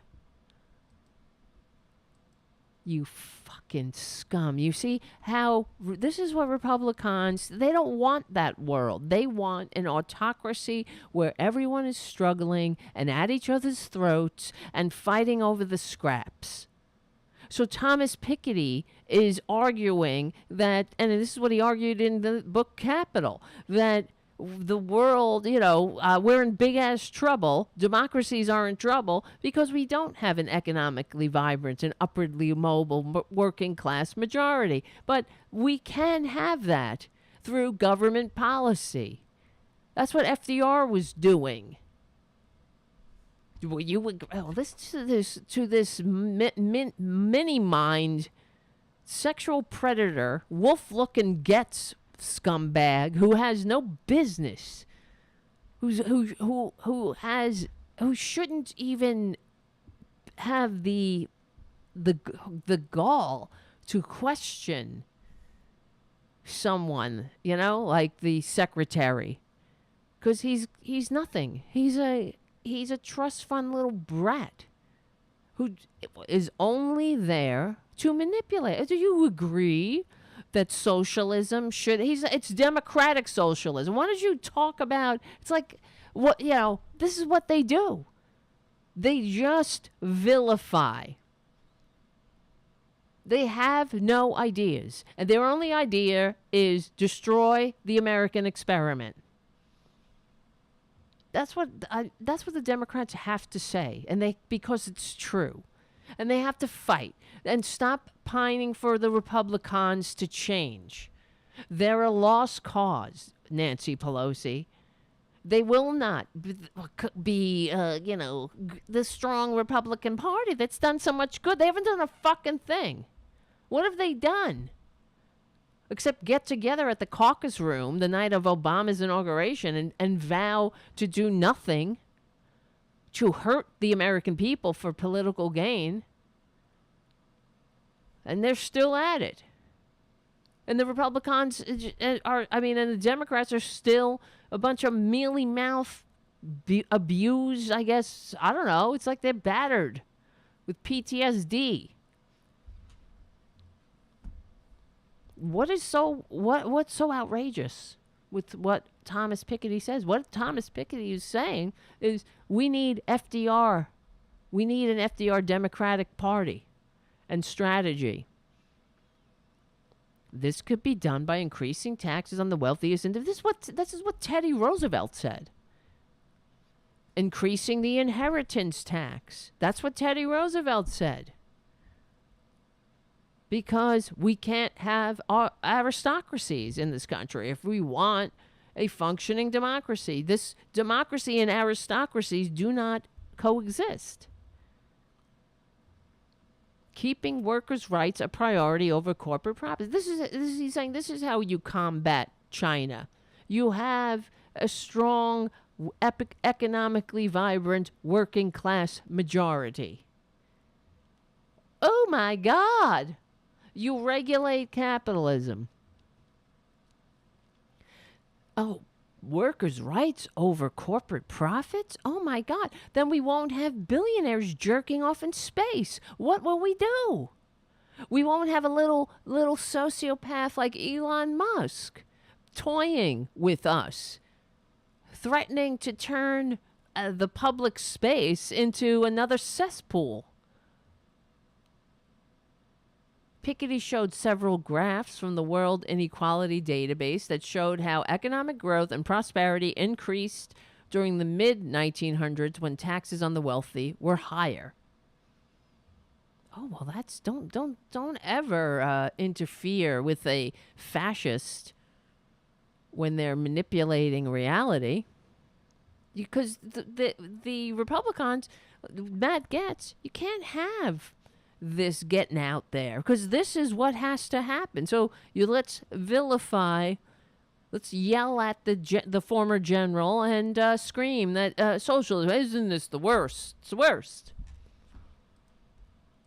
Responding to China, the case for global justice and democratic socialism. Yeah, so bitch. Now that you know that they did this, would you agree that embracing socialism is not an effective strategy to combat China? Socialism, you scumbag. Well, I certainly don't agree with embracing socialism. I think so that means... I'm sorry. We're not going to do this. We're not going to let the guy say 4 words and still talk and then cut him off. We're just not. I control the time, Mr. Chairman. Yeah, but you also have to be fair to the witnesses. No, but I just can't help but notice. And so your question was whether or not we... I control the time. Your question You guys have been blowing a lot of calls lately on matters of strategy, Mr. Secretary. You guys told us that Russia couldn't lose. You told us that the Taliban couldn't immediately win. And so I guess I'm wondering, what in the $773 billion that you're requesting today is going to help you make assessments that are accurate in the face of so many blown calls? What a bitch. You've seen what's in our budget. You've seen how the budget matches the strategy. And so I'll let that speak for itself. Well, I mean, I've also seen that we're behind, Mr. Secretary. We're behind in hypersonics. We failed to deter Russia. Last year, so what do you mean we're behind in hypersonics? How do you? Okay, who's ahead in hypersonics? How do you make that assessment? I don't know. I make that assessment because China is fielding hypersonic weapon systems and we are still developing them. I make that assessment because Russia actually used one. By the way, and so while everyone else in the world seems to be developing... He doesn't want an answer. He just wants to audition for Putin. He wants to be on Russian propaganda. Capabilities and being more strategic, we got time to embrace critical race theory at West Point, to embrace socialism at the National Defense University. So what, you bitch? People are talking about humanity and making a more perfect union. I hate these people. We have time to discuss critical race. Fuck you. You know, at a university. Yeah, we better have time. That's what universities are for. That's why Republicans hate them. They don't want smart people, educated people. They hate that because they want stupid racists that they can manipulate, that they can exploit, and then sell them some fantasy about a mansion in heaven. While these scumbags glom up all the earthly rewards, right? They want cushy jobs. They want health care for themselves.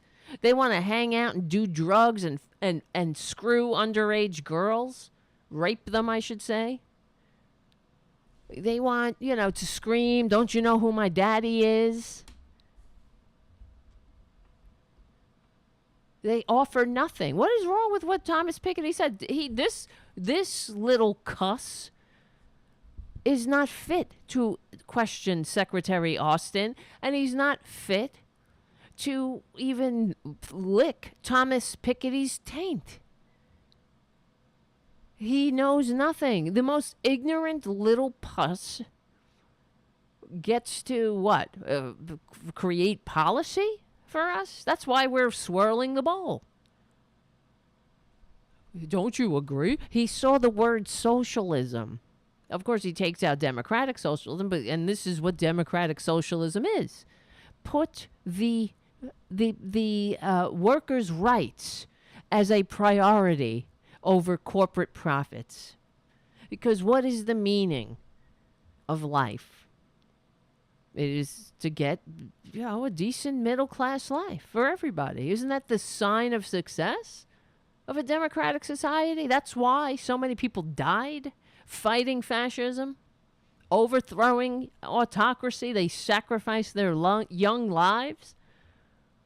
Not Matt Gaetz, though, of course. He never wore a uniform. He never did a single thing for this country, like all Republicans. And in fact, when they step off the mortal coil, the whole world will breathe a sigh of relief. Like Rush Limbaugh, like all of them. They don't bring anything to life. They just suck at life. And they, like Henry Wallace said, exploit every fissure of disunity. And this is a lie. He's conflating socialism.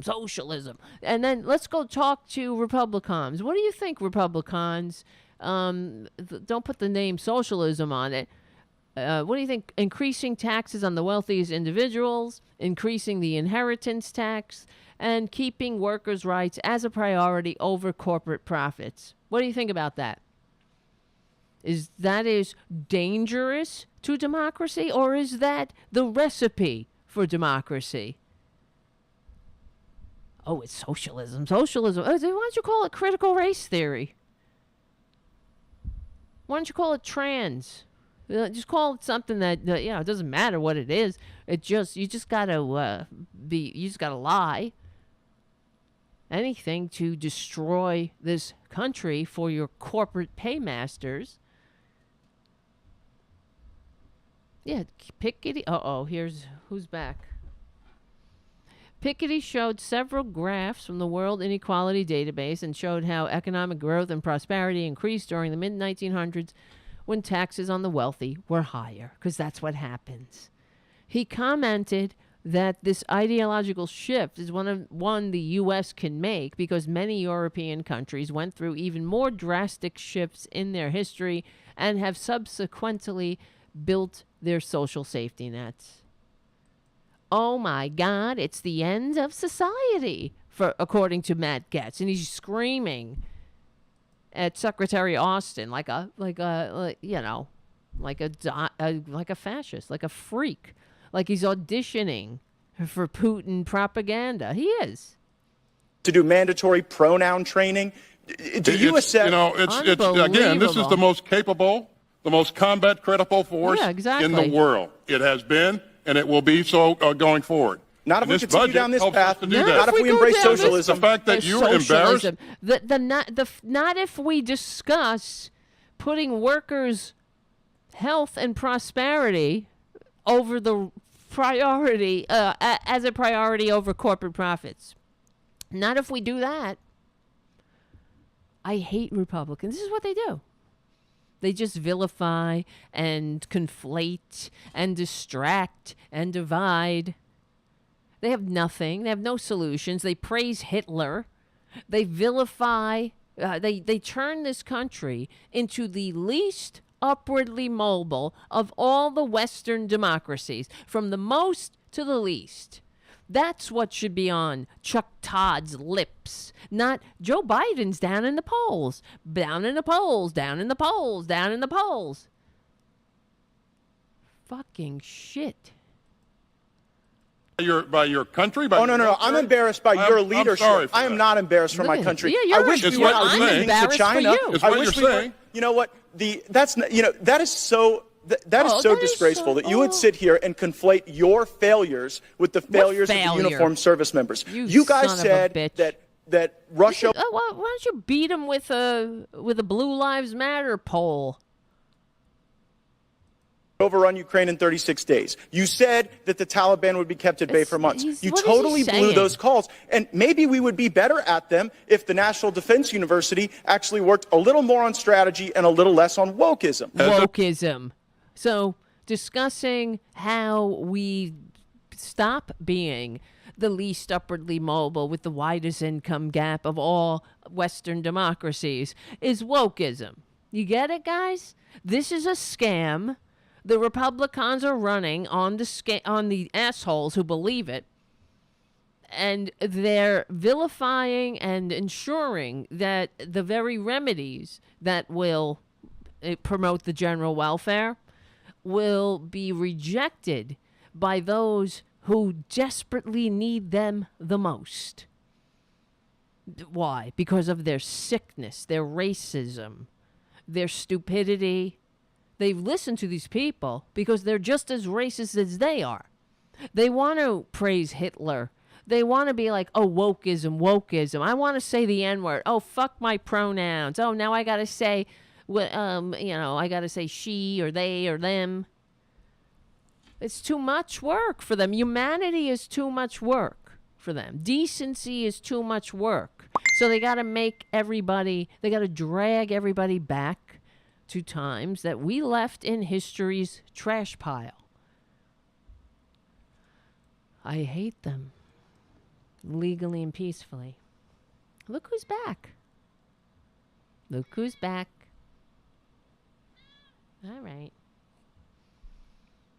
The producer's back. And thank you, Richard W., for your super chat. Another great show, Tara. Thank you. Thank you for being here.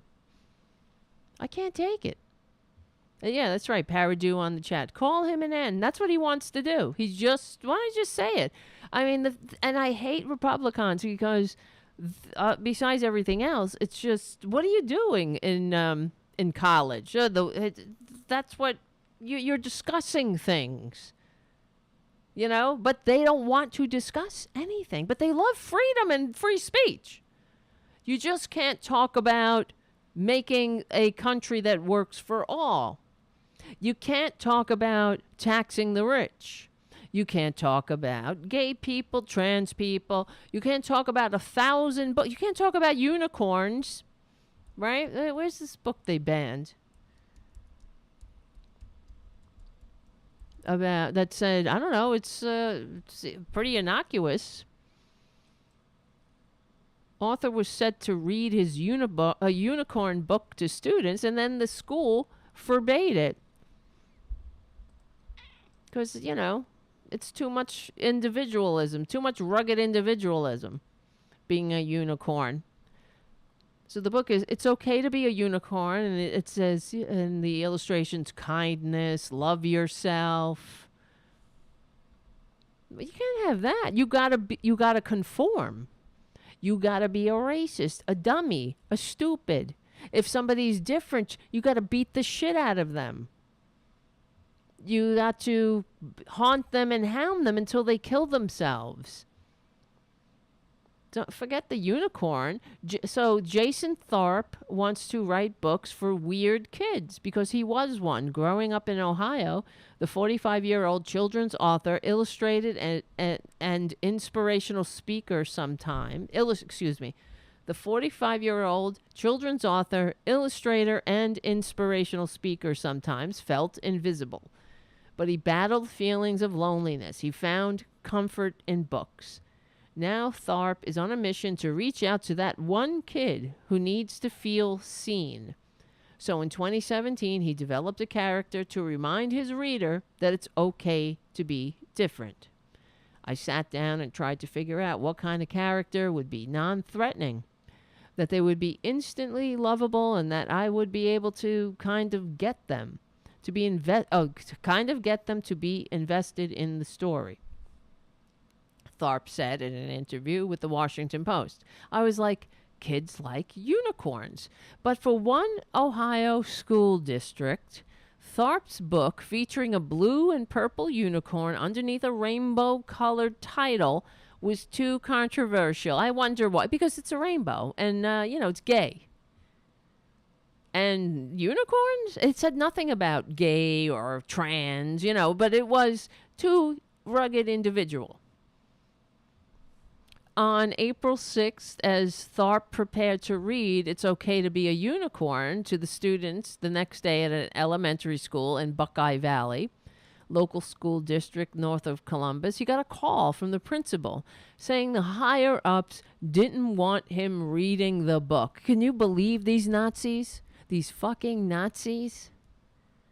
I just straight up asked them, does somebody think I made a gay book? Tharp said, and he said yes. The concern is that you're coming with an agenda to recruit kids to become gay. Fuck you. Nobody recruits people to become gay. You're gay or you're not. There's no recruitment. How many years do we have to go through this shit with these sick, hateful wastes of DNA, human DNA? Really, how many years must we waste? How much energy and breath are we going to waste on this? Never, ever, ever do they learn. Who cares? That one gay kid may not kill himself. But they want him to kill himself. They want the other kids to kick the shit out of him. They want him to die. They want him to feel bad. They want him to hate himself, cut himself, drink himself to death. They just want him to be they want him to be in the closet. They want him to spend his life as a closeted Republican, like God knows all of them, like Alex Jones. They want him to be a hate-mongering, bloviating, toxically masculine scumbag who pours his manias into the society and makes it to try to make it as sick as he is. They don't want him to be someone who loves himself and has a life, builds a life, grows up, accepts himself, understands that there's nothing wrong with him. And if he meets somebody and he wants to marry them, he gets to choose. He has the freedom to build a life with someone, whether they have the same pee-pee or not. That's freedom, you know? And then they have the freedom, you know, to be trans. They're born in the wrong body. I mean, things happen. Look, I gotta fucking wear glasses. Things happen. You need help sometimes. But no, you're supposed to kill yourself. Don't come out and have welcoming, loving society, parents, family that try their best to give you life-affirming care. They want you to die. They want you to hate yourself and spend your life in misery like them, because they're miserable scumbags. They really are. You don't want to read a book about a unicorn because it might be gay. What's wrong with you? Are you I mean, you're in the closet? Is that it? You don't have the courage to live an authentic life, and you're afraid some kid might? You just want hate. You want more hate, more death from despair. More just death, more death. It's not enough. No, it's not, 1 million dead from COVID isn't enough. You want more dead gays. More dead trans kids. Just kill them all. Kill them. No, don't accept. Don't have a country where people are respectful and give a shit about each other. Turn everyone against each other. Like in Nazi Germany, get people expressing, getting on the phone and saying, we might have a unicorn over here. We got somebody different over here. They need to be beaten. They need to be put in jail. Put them in a camp. Kill them. That's where it's going. It starts with this. Who said once societies who burn books will one day burn people? What do you think this is?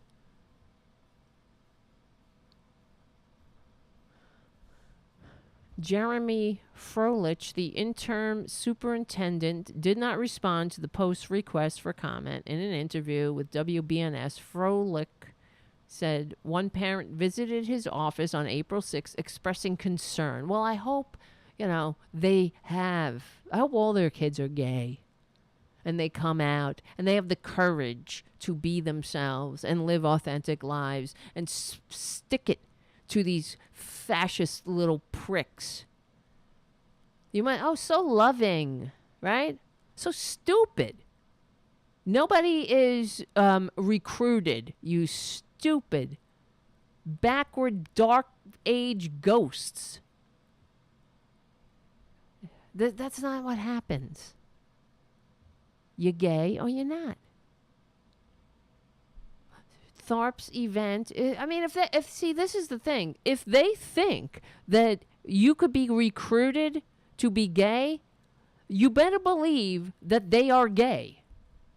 You understand? This is homophobia. They hate themselves. They think that if you think that you could be recruited into gayness, that must mean you're fucking gay and you can't handle it. It really is. Otherwise, who cares? You don't give a crap about it. What do you got to prove? That's what it is. It really is your own internal struggle. They don't have the courage. Like this parent who goes to the school says, I don't want that book. What? You got in your car. You drove to the school to make sure they banned a book about unicorns and being yourself, no matter what. Loving yourself. And what is wrong with you? That person is sick. And we got to listen to that sick ass. We got to listen to her because somebody complained. This school should be ashamed of itself. They should have had Unicorn Day at the school. Because one closeted, stupid Republican twit, some coward came in and was like, I don't want you reading any books about unicorns.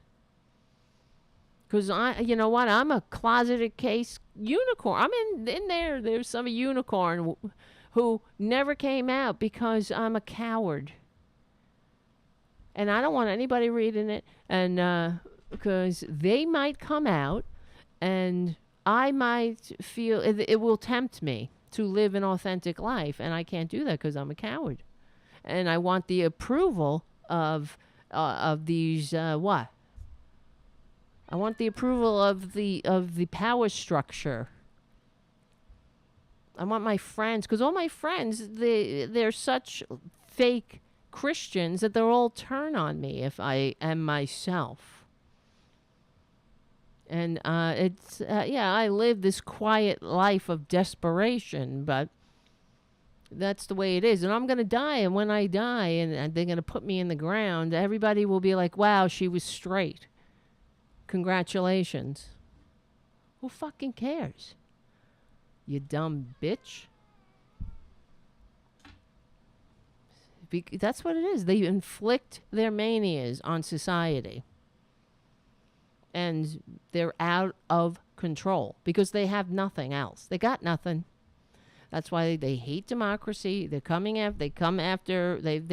passed over 900 bills that limiting voting, that fuck with voting somehow, all over the country.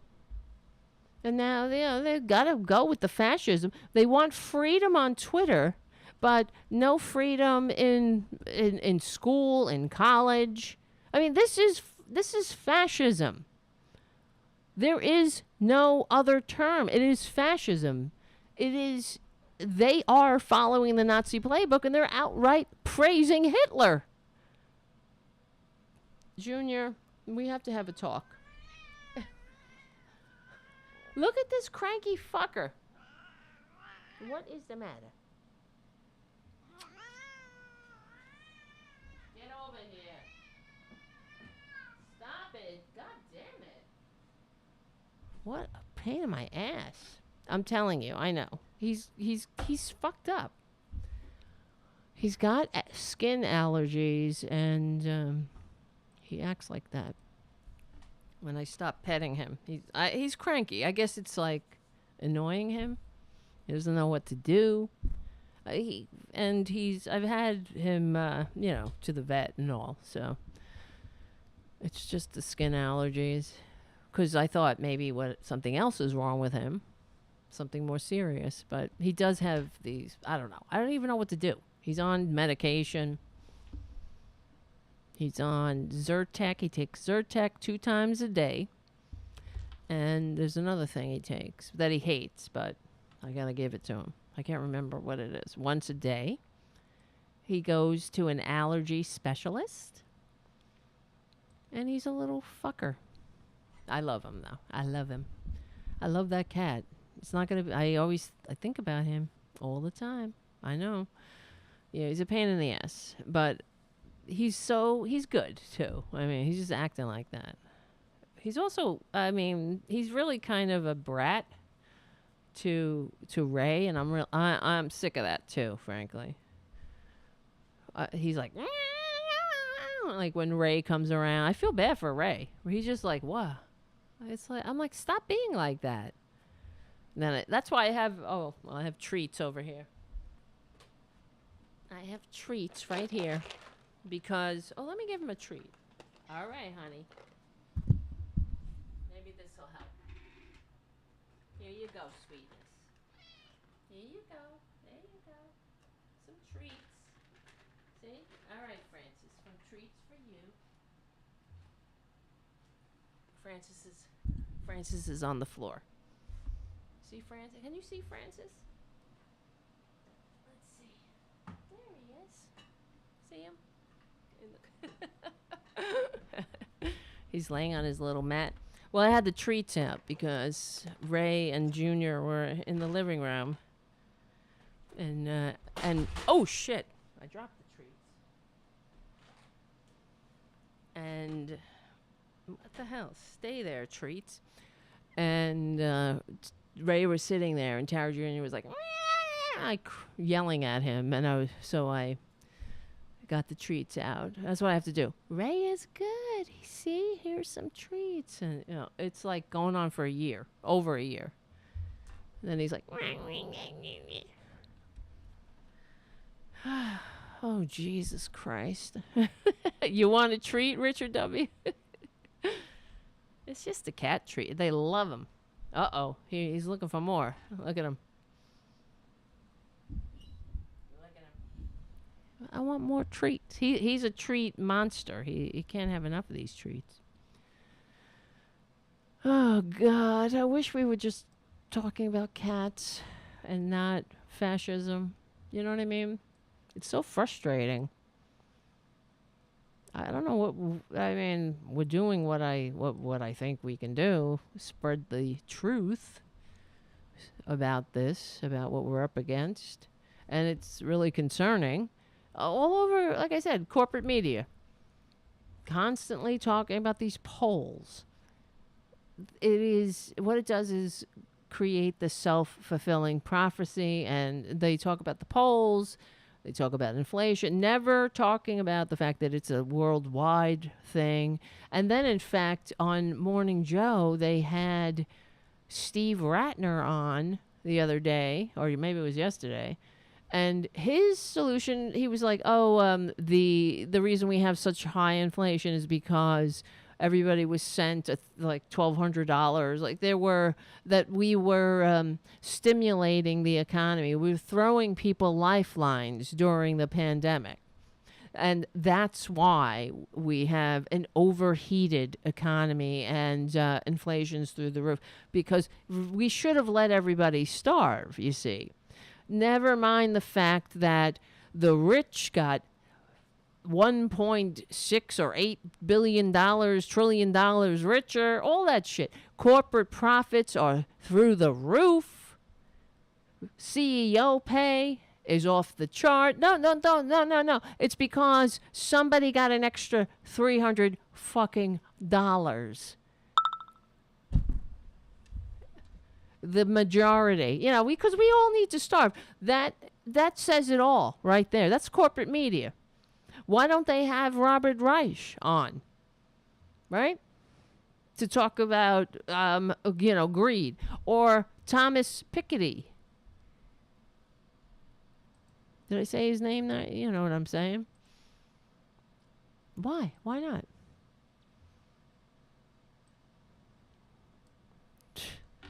No, they'll say, socialism, critical race theory, Antifa, Black Lives Matter, Democrats are pedophiles. We won't have a debate. No debates. I can't even tell you how many fascist fucks are like, debate me. It's so ridiculous. But they won't debate. Republicans won't debate. What do you got to debate, Republicans? You got nothing. You got morons running free. You got Nazis. You got pedophiles. You got lies. You got a hatred for democracy, and I'm sick of it. The other reason I'm sick of it is that the Democrats seem to be in some sense of denial about this, especially most of the leadership, the old guard, I should say. The Nancy Pelosi's, the Dianne Feinstein. I mean, Dianne Feinstein, she needs to fucking retire, frankly. So does Nancy Pelosi. All of them. So does Chuck Schumer. Enough. With these, come on. We got these old crackers. Does it end there like 90? Chuck Grassley, 90. How old is he? God. Let's see. Chuck is how old? Wait a minute. Chuck Grassley age. 80 freaking 8. All right. I think let's see. Dianne Feinstein age. It's the first thing that comes up. She's 88 too. Nancy Pelosi's 82. Jesus God. See, it comes up on Google. Look at this. Because people are searching for it. I just put in Dianne Feinstein age. Oh, wait, I lost it. Damn it.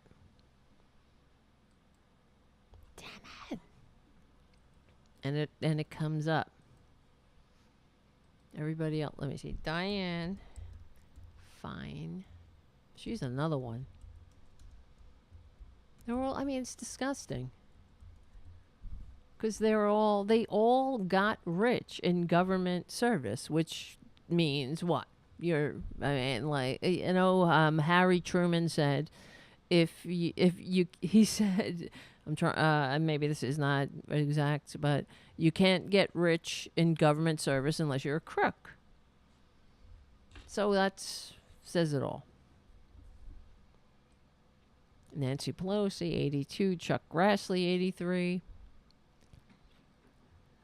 People are saying Dianne Feinstein is, losing it a little bit. Oh, shit. He's back. Speaking of you losing it. Junior is back. Guess who's back? Guess who's back? Guess who's back? Anyway. Yes, we'll keep Bernie because he, as Paradu says on the chat, because he's not a corporatist. He's more youthful than... he's always had the youthful policies. That's what we need. He's an FDR Democrat. If Nancy Pelosi was, well, yeah, I would say fine, stay. You know, but Nancy is I don't know. She annoys me with her talking about Republicans, pining for Republicans. It's sickening because that's not, I mean, I don't need that shit. To me, that's on par with like what we just saw, Matt Gaetz going after socialism when he's conflating and manipulating exactly what went on, what the class is, what the discussion was. He's trying to vilify it because it's the exact remedy we need. Everybody knows that. This is the thing. If you notice that whenever the shit hits the fan, nobody comes in with conservatism to help. What would you do? Let's say there's a natural disaster. What do? Do you go in and start giving tax cuts to the rich and deregulating every corporation? Or do you throw people lifelines? Do you respond with a liberal sense of sensibility? Right? Because that's what works. If you want a country that works for all. And I don't, look at the happiest countries. What is wrong with that? I'm so sick of the Republicans and the manipulation is truly for turning this country into an autocracy, and they're really full tilt boogie on that agenda now. But if we truly wanted a functioning democracy, what would you would look around, just like the founders. I mean, with all their flaws, I know they were students of the liberal age of enlightenment, but they also studied different forms of government all over, including the Greece democracy and the Iroquois Confederacy, and they came up with this bullshit. And but a successful civilization looks around and says, okay, what's working? What's working in other countries? And they adopt those policies. And that's why the Roman Empire was so successful. On top of, and in that on top of, everything else. But there is a school of thought about the Roman Empire, because there was a lot of, what do you call, like people like Matt Gaetz, like low information people that think, and Republicans in general. I've seen memes of Trump, and then, this is not the Roman Empire, but Trump dressed as Leonidas with all of the, the Spartans, like he's a Spartan. I mean, these people are stupid. And then I say, well, what is he a Spartan? What makes him a Spartan? Is it the compulsory homosexuality or the complete subservience to the state? Right? Because they saw a movie. They saw the movie 300. And with Rome, they don't know anything, of course, but they just know Caesar got assassinated or whatever. But the fact is, the Roman society took over the world partly because of the civic state, because there was the society. It's all right. So a lot of people say it was the Roman army was so powerful, and that's why they were able to conquer the world. That is one piece. It's a small piece, but because the only reason they were able to do it is because there was what's the word? There was honor in the civic state. You wanted to promote your, then it became about, the empire and all that. That's another story. But it was an honor to do something, to be involved in civics, to be involved in your government. and people would put laurels in their house, and they would it was a great honor to be bestowed on you if you did something for your government and your people. And so they say that it was the army that was able to conquer everything, but the fact is that the Romans were defeated again and again. They really got their asses kicked numerous times. Like, for example, when Hannibal basically destroyed, he killed, I think it was 60,000 Roman soldiers in one day, and that decimated the society at that time. But they were able to raise other armies, and other societies would have collapsed, but the fact is they were able to continuously replenish an army that had its ass kicked numerous times because of this community spirit. You know what I mean? And then they spread out across the world and took the things that they saw that were working, and they made them their own. And this is the thing that about our country, about the United States, is that we don't do that. We have these disgusting, low information morons sitting in the positions of authority, and they're vilifying policies that actually work. And we have examples of them working in other countries. Why wouldn't you want to adopt them? Like healthcare, for example.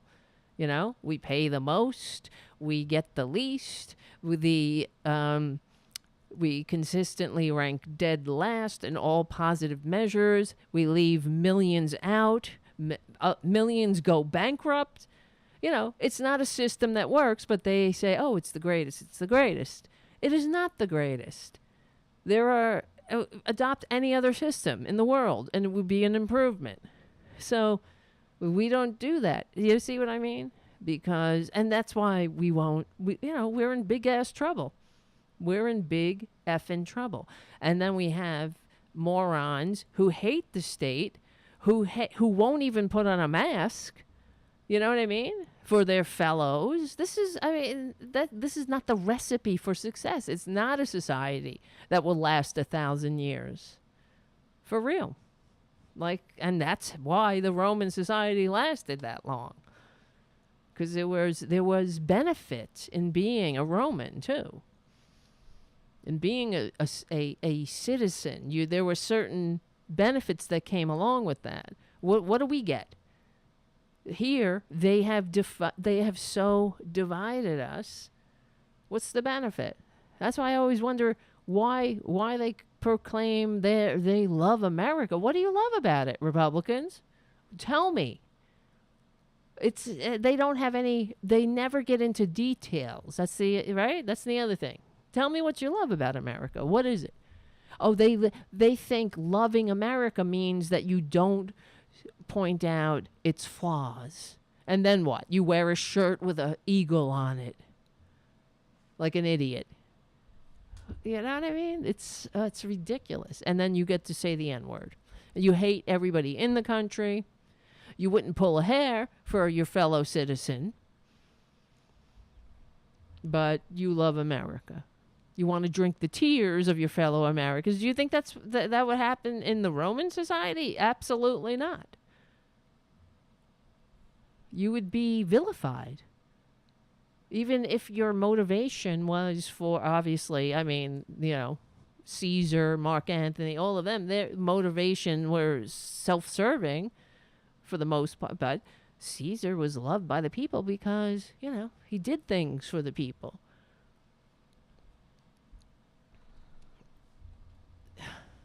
But we don't. What do they do? What do they do? Nothing.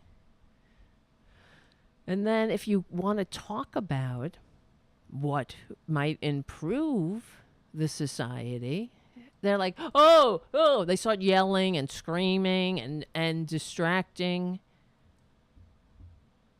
Can't have that get out. You can't have the the secret that we need to tax the rich and promote the general welfare over the welfare of the corporate elite. Sickening. So,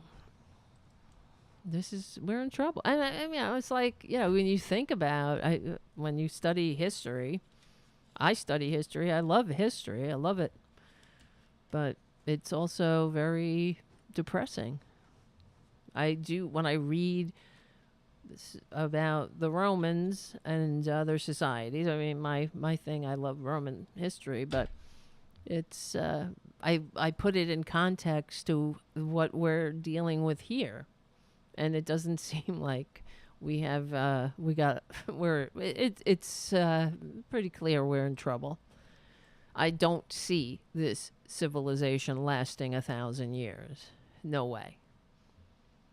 We might, what might happen? We might turn into an autocracy, and that will be the end of the grand experiment, just like what happened in Rome. I mean, at least Rome, the Roman Republic, lasted 500 years. We're not even 250 years old? We were never truly a democratic republic, not at all. And the closer we try to get there, the cons, the Republicans, fight and block it. We could have a functioning society that works for all if we were mature enough to discuss, the policies that we need to discuss, our history, our race's history, and rectify it, and come to terms with it, then build a society that leaves no one behind. That would be a start. We're in it together. You have to have that feeling. You have to have that if you want a functioning democratic republic. There has to be a community spirit. Look at Ukraine. They're in it together. They're not leaving. That's why they will win. Because they're together. Here, there's nothing but division, and the Republicans are they're like ground zero. Putin is playing them. I can read numerous articles of Russian propaganda being poured into the American social media sites, and Republicans grabbing it, repeating it, running it on Fox News, repeating it on all of their cesspool channels. And, if Elon Musk gets his way, they're going to turn Twitter into that. Let's see. Russian propaganda. Let me see.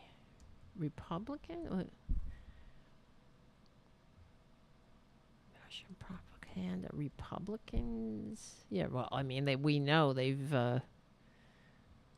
repeated Russian propaganda. It's like right out of the Kremlin.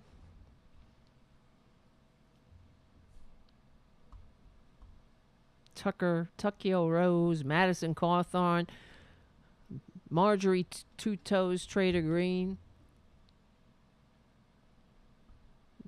They get their Russian state TV appearances. State TV. All right. Yeah, Madison Cawthorn stars on Russian TV. Marjorie Taylor Greene is next. Because they're repeating Putin's propaganda. And, Trump, the filthy liar, the fact is we've had reports that if Trump won, so-called, despite receiving fewer votes, he would have gotten U.S. out of NATO and let Putin do whatever the fuck he wanted in Ukraine. Because he hates democracy. He hates America. It's time to face facts. All right, it's 11 o'clock. Guys, I got so many other things I had on the list, but let's get back together tomorrow night around 8 p.m. Eastern Standard Time for another night of fun and frivolity and cats. Where is he? Oh my God, where'd he go? Tara Jr. Ray Ray, come here, Ray Ray. I'm going to get Ray Ray. Hold on a second.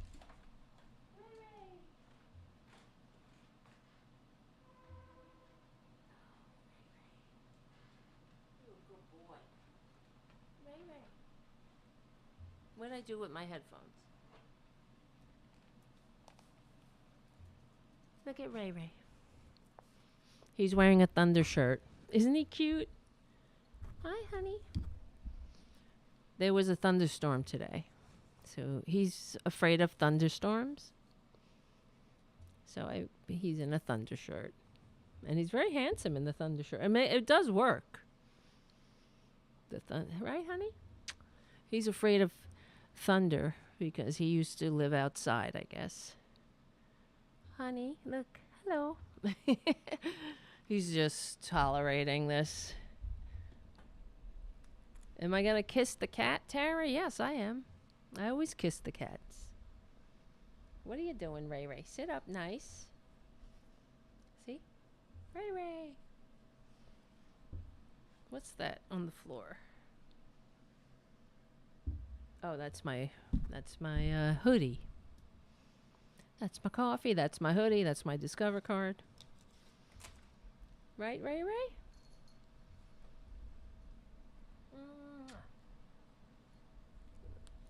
Show everybody your cuteness. You're a good boy. You're very good. You're silent, right? He's not always silent. All right, honey. I just thought you looked good in your thunder shirt. I wanted to show everybody.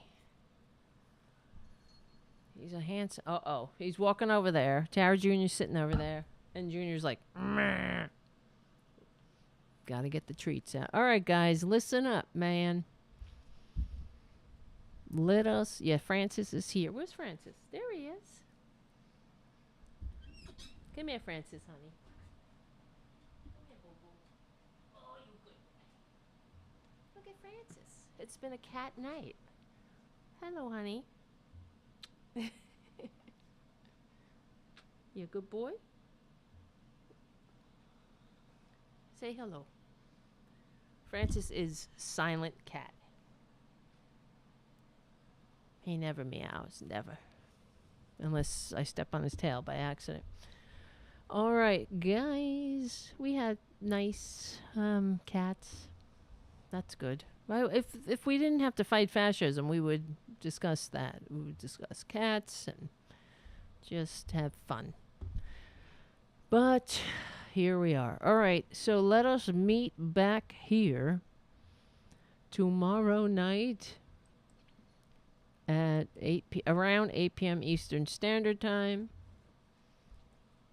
And remember, we'll have more freak shows to talk about, more Nazis to take to the woodshed, and all of that. We will win. Remember that. They know that too. That's why they have to pretend that they're, even when they're giving speeches about Nazis, it's under the guise of, hey, you can be, it's a pep talk. You can lift yourself up like Hitler did. God, they're sick. But we're on the right side of history. There's no doubt. We're on the right side of decency, dignity, and democracy. Thank you so much for hanging out, guys. Listen up. I will see you tomorrow. Become a patron at patreon.com/TaraDevlin if you can, and share the show with your friends. Yeah, and hang out in the chat room at youtube.com/C4channel/Tarabuster. We stick together. We win. My name is Tara Devlin. Thank you so much. And I'll see you